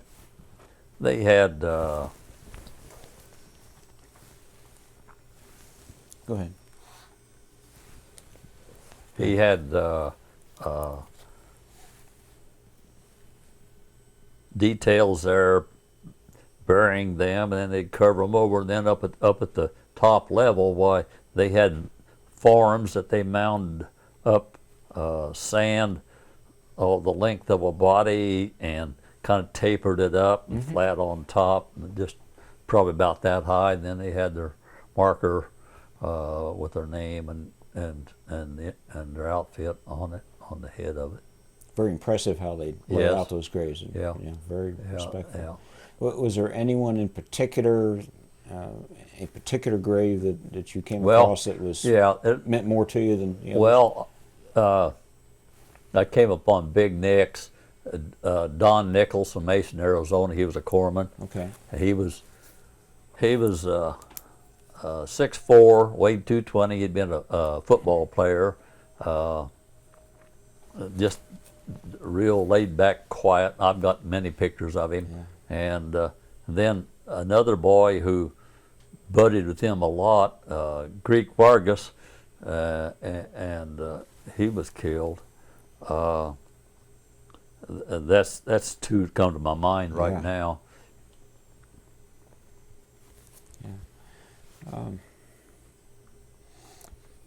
When you were on the line, what weapon that they used against you was the one that you feared the most? The snipers, the machine guns, the artillery. What? Well, you've always want to fear the sniper because that is distinct. That is one man zeroing in on your head, Yeah. your body. And they weren't far enough away from all these cave outlets, the little crevices and places that they had that really didn't look like a cave. They weren't. They were a crevice from within a cave. Right. That they could just get a rifle out.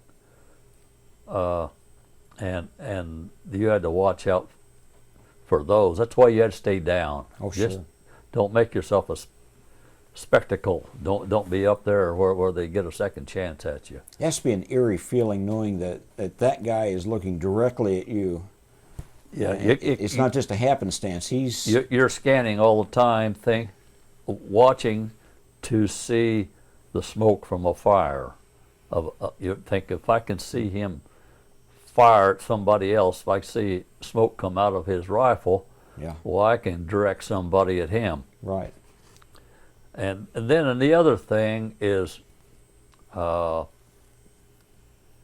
one of many type shells that are kind of sent to whom it may concern, you know. Mm-hmm. That you know, the artillery shells, the mortar shells, they throw shrapnel, you know, and I've heard guys say, talking, and said, "Did you get wounded?" And he says, "Well, didn't everybody?" You know. Yeah. And you couldn't escape it. You know, Yeah. shrapnel was, if you could have taken a picture of shrapnel, why, it'd be like taking a picture of air. Sure. You know, Yeah. and it was everywhere, and they had lots of things. I've heard the mortars were worse than artillery. You can kind of hear artillery coming in, but the mortars just came out of nowhere. Yeah, and you don't know the size of them or where they're going to go on over you or where they're going to stop. You know. See, you have a Bronze Star. What's Yes, the sir. story there? Yes, sir. When I was with the corpsman to start with, why, we were asked to go up and evacuate some boys, and there were several of them wounded in that one area, probably from the same explosion, and we got them loaded on, but we got pinned down, and I believe we got one boy killed off of the stretcher we were carrying, and we had somebody else to take his place, but we had to stay pinned down for quite a period of time until they finally got that solved. I think they located where the fire was coming from, and they set up a kind of a crossfire on it, and the patient we had on the stretcher was a young boy, and he wanted to talk quite a bit and talked about his mother a lot. Yeah. And we'd have to tell him, we'd calm him down, and he wanted to know why we weren't moving, and we'd have to tell him why, and we're just temporarily waiting. Yeah. and that type thing, and so we were able to get him out later on. I imagine you get wounded like that, a lot of times you don't really know where you are or how did I get in this situation. Oh, that that's shock thing Yeah. kicks in. And, Yeah. Well, and see, like I quoted, he was a young boy. Yeah. They all were young boys. Oh, sure. And you know what the thoughts of young boys are. Oh, yeah. They're not like an older adult. Yeah. You probably think your mother's the first thing, you know. Yeah. And that was common. I've heard that a lot of guys that Yeah. they can call out for their mothers. Mm-hmm. I talked to a mother recently who's just had her son deployed, and I told her that, and it meant a lot to her that Yeah. Mom really does mean something. Yeah. Were there any fellows, either fellow corpsmen or some of the other Marines, that just really stood out to you as, boy, that guy, he's really something? I guess they were all kind of in that situation of being exceptional, but You know, I kind of admired the Marine. I started to say leadership, but then I always admired the boys who paid attention to them and did what they asked them to do. Yeah. The Marine Corps has a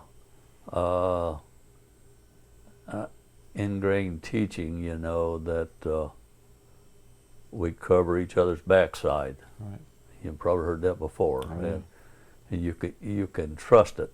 You can trust him, and you don't have to stay awake and wonder if he's going to take care of me, on my backside. And that's pretty true. And also, in times of combat, they have a great deal of honesty, where you don't tell a bunch of lies and get somebody in trouble. Oh, sure. You don't make up stuff and get somebody in trouble. Boy, you say it exactly like it is, and that's the shortest route. That's the best answer. That's when you can handle things the best. You make the best decision based on that. And I always kind of respected the Marines for that. Yeah. Of course, they always, as you know, they respected the corpsmen, but we respected them also. That's good. That's good. I've also kind of wondered if corpsmen is constantly getting themselves in more danger than even the frontline Marines. Jim pointed that out. The only guy in more danger than me was the corpsman. Yeah. And I wonder if there were times when maybe one of them saved your life by doing a certain thing, or I don't recall.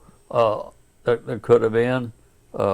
you might not even have seen it. Yeah, It just- you're right. They It did, may and you have didn't. may have happened, and it didn't register with me, or I didn't see it, or. But you do things kind of as a group. Each qualification does their type of thing, and you expect that of them, and the other outfit does their thing, and whether you're a BAR man or a rifleman or a mortar man or whatever, why they do their thing, and you expect it of them, and they expect the corpsman to do his thing, and you're right, when the going gets tough, the corpsman has to get up and go. Right. When some guys have been hit, the rest of them lay low. The corpsman has to go to him, and the Japs know that, Mm-hmm. and so they watch for that person to go to them, and that's why years ago they changed from wearing the Red Cross on the shoulder. It was a bullseye. Oh, sure. And I can't imagine seeing a situation, knowing I have to move forward without at least hesitating, just for self-survival. And, Yeah. and it just seemed like most of the corpsmen I've dealt with, they just go and do. They don't Yeah. even give it a thought. we knew that it had to be done, and there's a kind of a life at stake. Mm-hmm. You're going to be able to. You're going to make a difference. Yeah. And there's this possibility you might be able to get that boy back. That's really something. Now, when you finally got word that the island was secure, where were you on the island? Had you made it to the coast, or were you still kind of in the interior a little bit? Our group was up pretty close to the coast. We were on a little higher area there. We didn't go down to the water right there. I later, back here a little ways, went down and boarded an old Jap, a small ship was down there. Bird of some kind? And it was washed out. They call it the boat basin area. Right. There was a boat down there, and several of us went aboard it, and it was ancient, and only thing I remember about it was the latrine. It was pretty simple, but we were down there pretty close, and like I was with the 25th, and we had swung clear around the right, and Jim's outfit was the 24th. They were right behind us. Okay. And we had pinched clear off to the right, and they kind of went on down. Camera, you were describing what that latrine was like. You say it's just a tin trough and seawater. And they had one board up on top, and the tin trough underneath, and it was tapered, it pretty quick. And it was just interesting, to see how crude it was. Well, it worked. Yeah, they got the job done.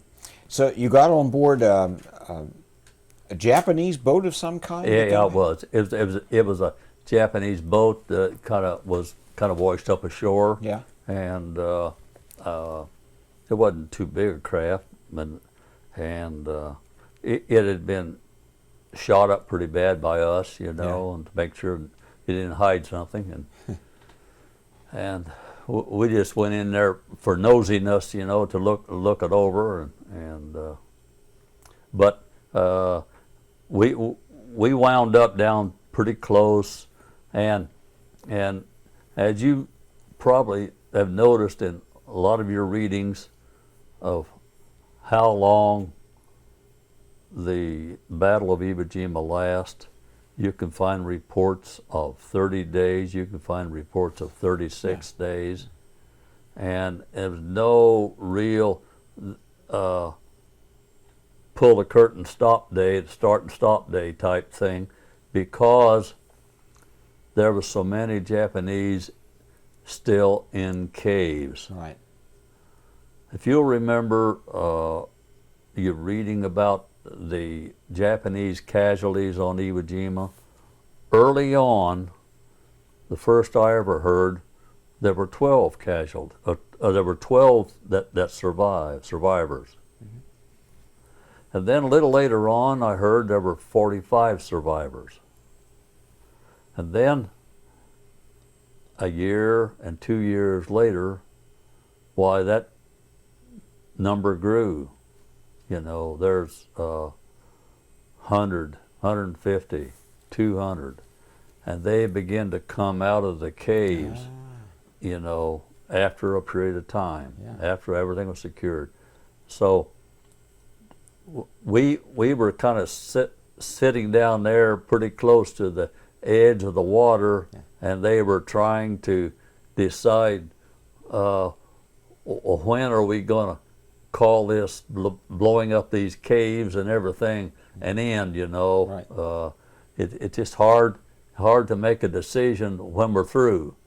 And so what we did pretty much, I believe I've read that the Marines left and they put an Army garrison group in there, and they handled that situation, you know, that of taking prisoners periodically as they would finally come out on their own, or they would come out looking for food and water and that type thing.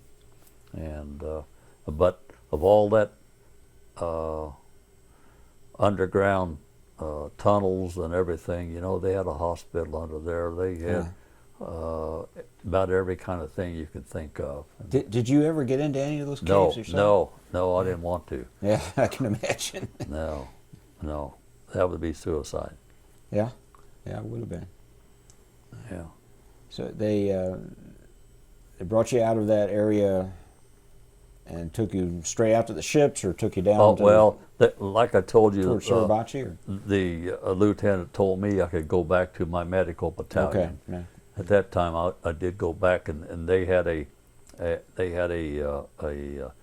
small beach hospital set up, and they had double rows of sandbags built up around pretty high. I don't know, this high maybe, to protect boys on stretchers on the ground and so forth, and had a tent over it, and kind of used that for a field hospital type thing. And sound like one of those portable surgical hospitals. Yeah, they didn't do much surgery. They only did what had to be done, because they put them out aboard ship as quick as they could. Yeah, that to me it would be difficult. It would be strange to me anyway to go back to an area where just a few days ago it'd been merciless fighting and hunkering down, and now you can just kind of walk around. It's well, a little more secure. I don't know if you ever noticed the pictures, but there was the most trash, garbage, wires, phone wires. They keep laying phone wires, and they'd blow them up in two, and they'd roll off some more. Two guys would grab each side and take off with a big roll, and get another line going, you know, and that type thing. But the combination of what that many Marines left behind through all the things they went through, it left a lot of trash. Yeah. And it's something you don't think about, but you don't. boy, you know, the empty shell casings, the empty cartons, the K-ration cartons, everything was just tossed, kind of at the base of every shell hole. It's full of that stuff, you know. Yeah, I can imagine it would be. Tanks that they brought water in, drinking water, you know, they were sitting everywhere. Different things that they pulled in on wheels, you name it, you know, everything under the sun. But the places, they made a pretty good roadway, and you walk the roadway to get back, you know, kind of follow. And then from there I went up to the cemeteries and spent a few hours, and then came back, and we boarded a LST to take us out to an APA, a troop transport. And I've said before, when I went aboard that APA, that as a probably the nicest treatment I ever had. They assigned one sailor to take care of me. That was his assignment. Wow. I mean, he would give me clean clothes, show me where the shower was, show me where my bunk was, and I'd spent a month there and had never changed any clothes. Oh, sure. And then he took us down to the mess hall, and man, I wasn't like Jim. Jim got sick, but didn't bother me a bit. But I had a real good meal and enjoyed it, and then we went by that in that APA troop ship back to Maui. And I don't know how long it took us, but like I commented a while ago, we did run into some. We had some subs, a sub or subs. They pick up through sound waves that they're following us, and the destroyers and they throw those explosive ash cans over, to help keep them away. We got back to Maui, and we docked there in the harbor, and they had banners and flags and Wow. signs and people lining the streets, and a lot of little kids seemed like, and women, and of course their men were in service too, and then our camp was up in the mountains, so we had quite a ride. We pulled into Wailuku, and then we went by 6x trucks, Yeah. and went up through, left Wailuku and went up through Lower Paia and Upper Paia and on up to Makawa, and Makawa is where I worked in the Army hospital in the operating room for quite a while, studying to be an operating room technician okay. until the war was over. Then I didn't have to follow through with that, but then we were went back to Maui, and I was with my medical battalion just for a short while. I don't know how long, and they began to fill in the spots that were vacated by the losses at Iwo. Right. And so they sent me to the 2nd Battalion, 24th Marines. Ed Cavallini was my lieutenant. And that's where I met Ed. Yeah. And It is amazing, that whole yeah, story there, the three yeah, of you. yeah, it's a great story. It's still going on. Yeah, And it is. It's a good one. we trained pretty severe because we were going to land on Japan proper, and they set up little huts, villages, because the first time that we'd be landing where there were civilians and the women and children, and we even just kind of discussed that, and how to approach a building and all that kind of thing. And we were out on bivouac for a period of days, I don't know how many, and each day supply trucks would go into camp and bring back our meals and supplies. And Bernie Levine was a corpsman with one of the near outfits, and he went in to get some medical supplies, I guess. And when he come back, he come a running over to us and said, "Guys, listen to this. You won't believe this, but the United States just dropped an A-bomb on Tokyo." First it said Tokyo. Yeah. and said the war's going to be over shortly. Well, we learned shortly after that they dropped 2 A bombs, and we learned what A stood for, atomic. Yeah. And it wasn't on Tokyo, it was Nagasaki and Hiroshima. And so Truman had taken over as president after Roosevelt died, and he was a little more aggressive in that type thing, and he authorized that to be done. And we all know today that it lost a lot of lives, but it really saved more than it lost by us not having to go to Japan and get into a long war, because I'd never be sitting here today, I'm sure. I just don't think I could ever made it through another thing. After Iwo, I think I'd spent myself. I don't see how you could psychologically go back into it again after having been on Iwo. It would be, I'm sure the Marine Corps would really have to work at get our minds cleansed of the past and forget about the past and look forward to the future. You know, you're right. It would be a difficult job to get the fighting power up mentally for it, but thank heavens we didn't have to. Yes, sir.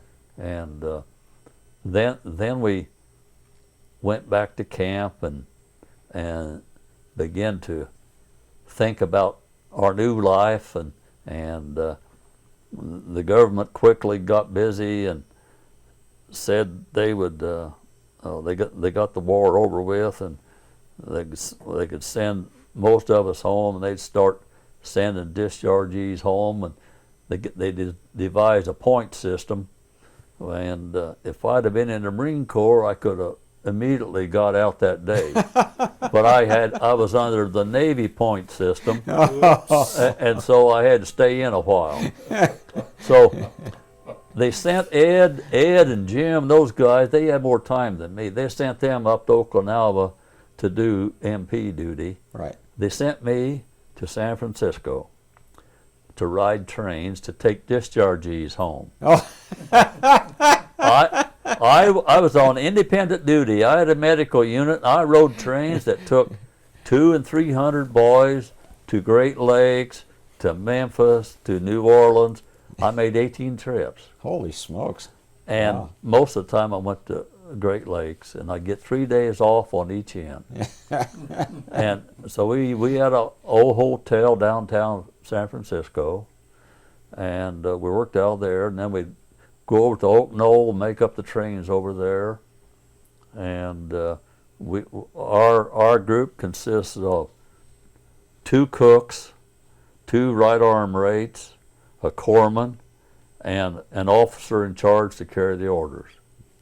And I had a corner compartment, and I slept up overhead. I kept the down one open. I sat there at the table and looked out the window, and I put a sign out on the door, sick bay. Hardly ever dispensed a thing. And like I say, I made 18 trips, and How long was each trip? kind of got to see from Indiana to California. I've seen it several ways from a train window. Yeah.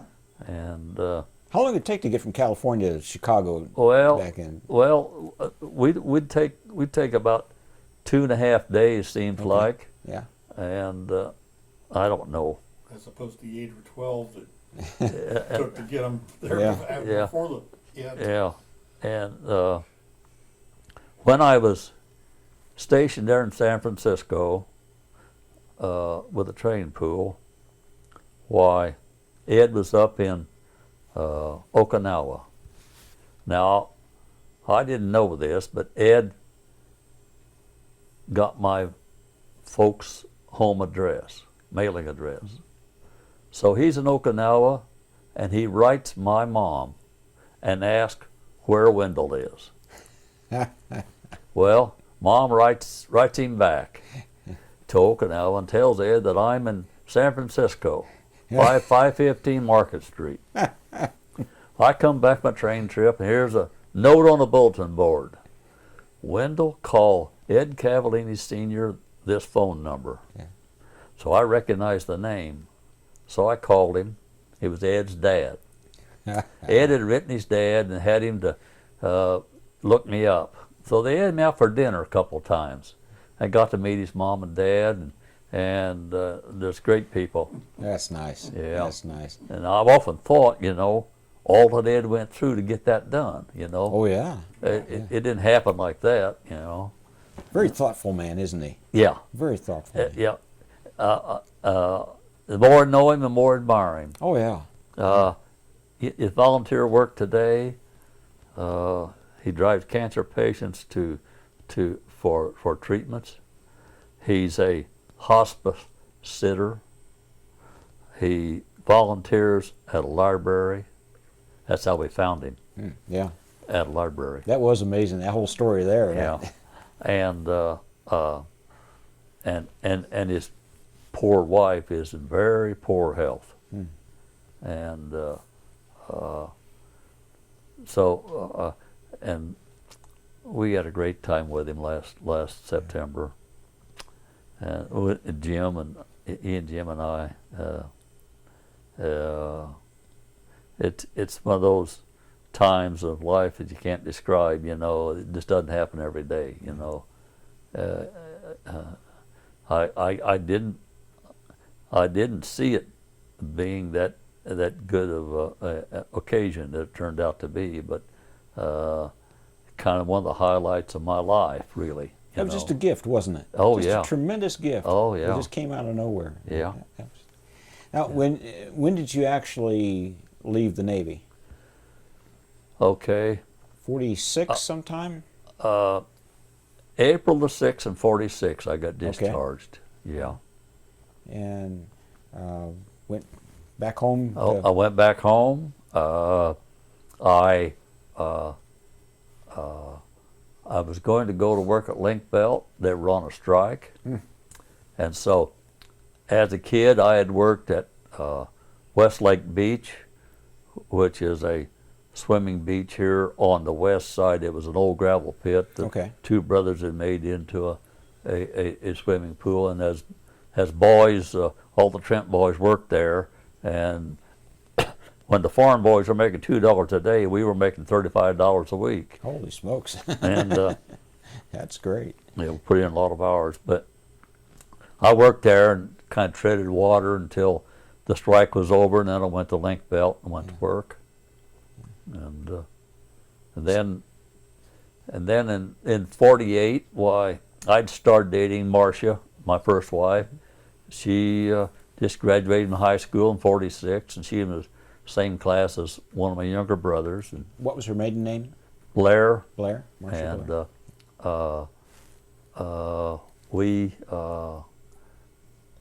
We lived, bought a little house down south of Avon, and lived there and had our 3 children, and then after 7 years, why, we bought a nice home in Plainfield, and our kids enjoyed Plainfield schools, which we liked at that time, that the Plainfield schools offered quite a bit. But today Avon is by far the biggest school in the county. Yeah, isn't that funny how that's changed? Has grown, yes.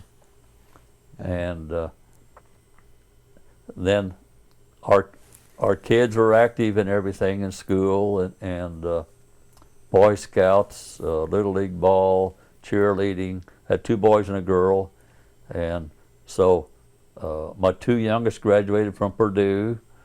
My oldest graduated from IU, and we were extremely proud of them. And we sort of set our goal early on that our kids were going to college. We didn't arrive there. We used the term we didn't get to, but we could have. We made the effort somehow. But anyhow, we were sure that they were going to be prepared. Scholastically, they were prepared before time was to go. They've all done well. You met Keith, and you know what he does. And Larry is retired. He lives in Kalamazoo, Michigan. He's retired from the newspaper. Brenda, she's still teaching in Plainfield, and all of her family are teachers. Her husband retired from Tri-West as a teacher, coach, principal. Now he's a driver's ed teacher. They had twin girls that were a pure joy to watch them from the time they were born until still a pleasure to watch them. Only one of my grandchildren are not married, and Megan, the twins went off to college. One was a leader and one was a follower, and they sent one to Ball State and one to Purdue. They broke them up. They both studied special ed. Right. And when they got out, Marin met a summer intern youth minister at our church, Plainfield Christian Church.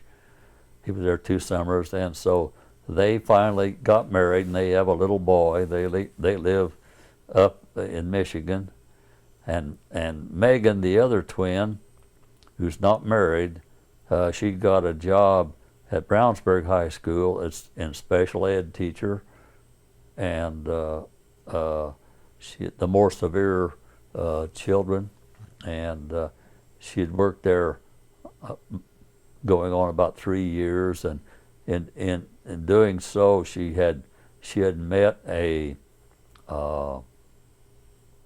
doctor from Riley Hospital who was a specialist in autism, and she became interested, and so a job opened up at Riley, and that doctor tapped her to come and fulfill that job. It's a dream she'd always wanted. So she left the high school job and went to Riley, and she's working up now, and she just loves it. And she's working with kids with autism, and we say sky's the limit for her. You know, she's aggressive, and the Brenda's son, he teaches in Plainfield and coaches, and so all and Keith's kids are all doing great. They were in Anderson. Now they're down in Fishers and in that area, and there now. But they were at Highland. They were at Anderson, and so they all graduated from college there. Keith's wife works at Anderson University, and Mary does, and so that's about it from the grandkids' standpoint. Well, you came from a great family, and the family's just been getting better as it goes. And Yeah. You're a very rich man when it comes to family. Yeah, And, I believe that. And as you said before, I mean, 2 terrific wives that, Yes. that blessed you. And, Yeah. is there anything in life you haven't gotten around to doing that you wished you could have done? Oh, seemed like I've made that statement, Yeah. but right now I can't. I've done. I'm 85, and I've done just about everything that I've wanted to do or should do. Yeah. I suppose I could have done something more for somebody. I don't know what that could have been, but as for travel, been to Europe, been back to Hawaii. I went back to see where the 4th Division were, and there was a road sign there, and that's all. Oh, for goodness sakes. The rest of it is in sugar cane and pineapple. Yeah.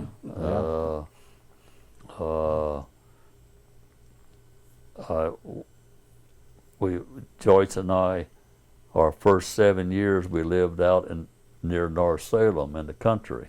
Had 40 acres there. We had a nice, small, old lake that was full of fish. We had a big garden spot.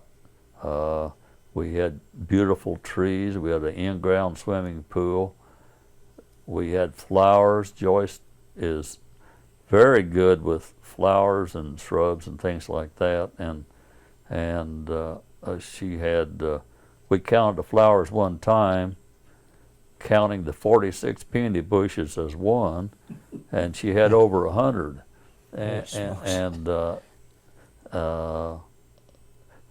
We just loved it there. I mowed 3 acres of grass, but when it got pretty close to pushing 80, or a little before then, why, like we are right now, we kind of take a second look at things.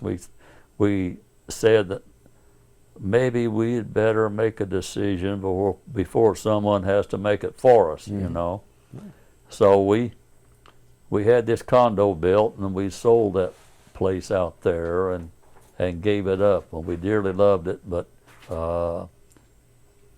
it was time. Right. We love this.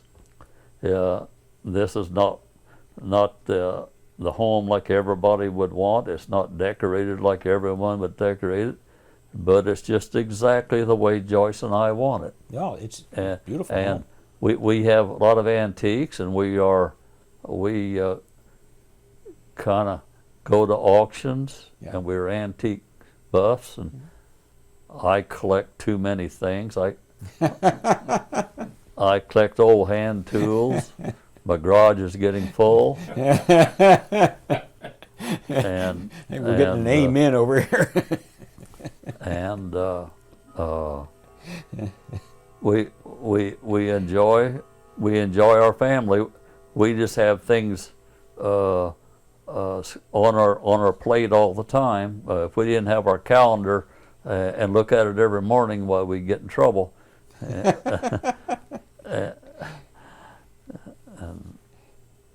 Well, I ask you this one. Is there anything else you want to have added to the tape? I don't know of anything. Okay. Anything else?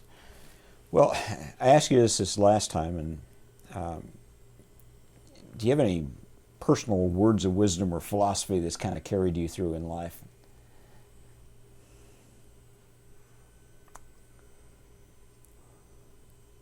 Well,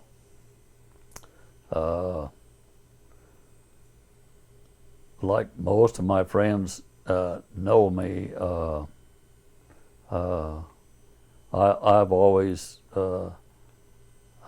tried to treat everyone like I'd like for them to treat me, and I've felt thankful for so many things. My family, my own children and grandchildren, my siblings, my mom and dad. Oh, yeah. They contributed so much to me. My wives, as I've said. We have so many friends. We sort of hated moving from the country, but we came in here, and now we have friends that we really think the world of. We've made them right here in this area. We're fortunate enough that we spend our winters in Florida. We have a place in North Fort Myers on a golf course, and I play golf 6 days a week. And I don't know where the stopping place is. And we go down the 1st of October and come home about the 1st of May. And we think we have the best of both worlds. We're happy to go to each place, and always get up every morning looking for, a new opportunity and something fun, to do, or life's really been good to me. I feel like I've been the luckiest man in the world. Oh, absolutely. Yeah. If heaven's any better than this, you won't be able to tolerate it. That's right. I might ask for a postponement or something. Yeah, yeah. But I'm looking forward to that too. I think that's going to be a good adventure also. Yes, that's the way I see it. That is. Yeah. Well, Pharmacist Mate Trent, I want to thank you for this interview, for your service to our country. Thank you very much. Thank you so much for doing that.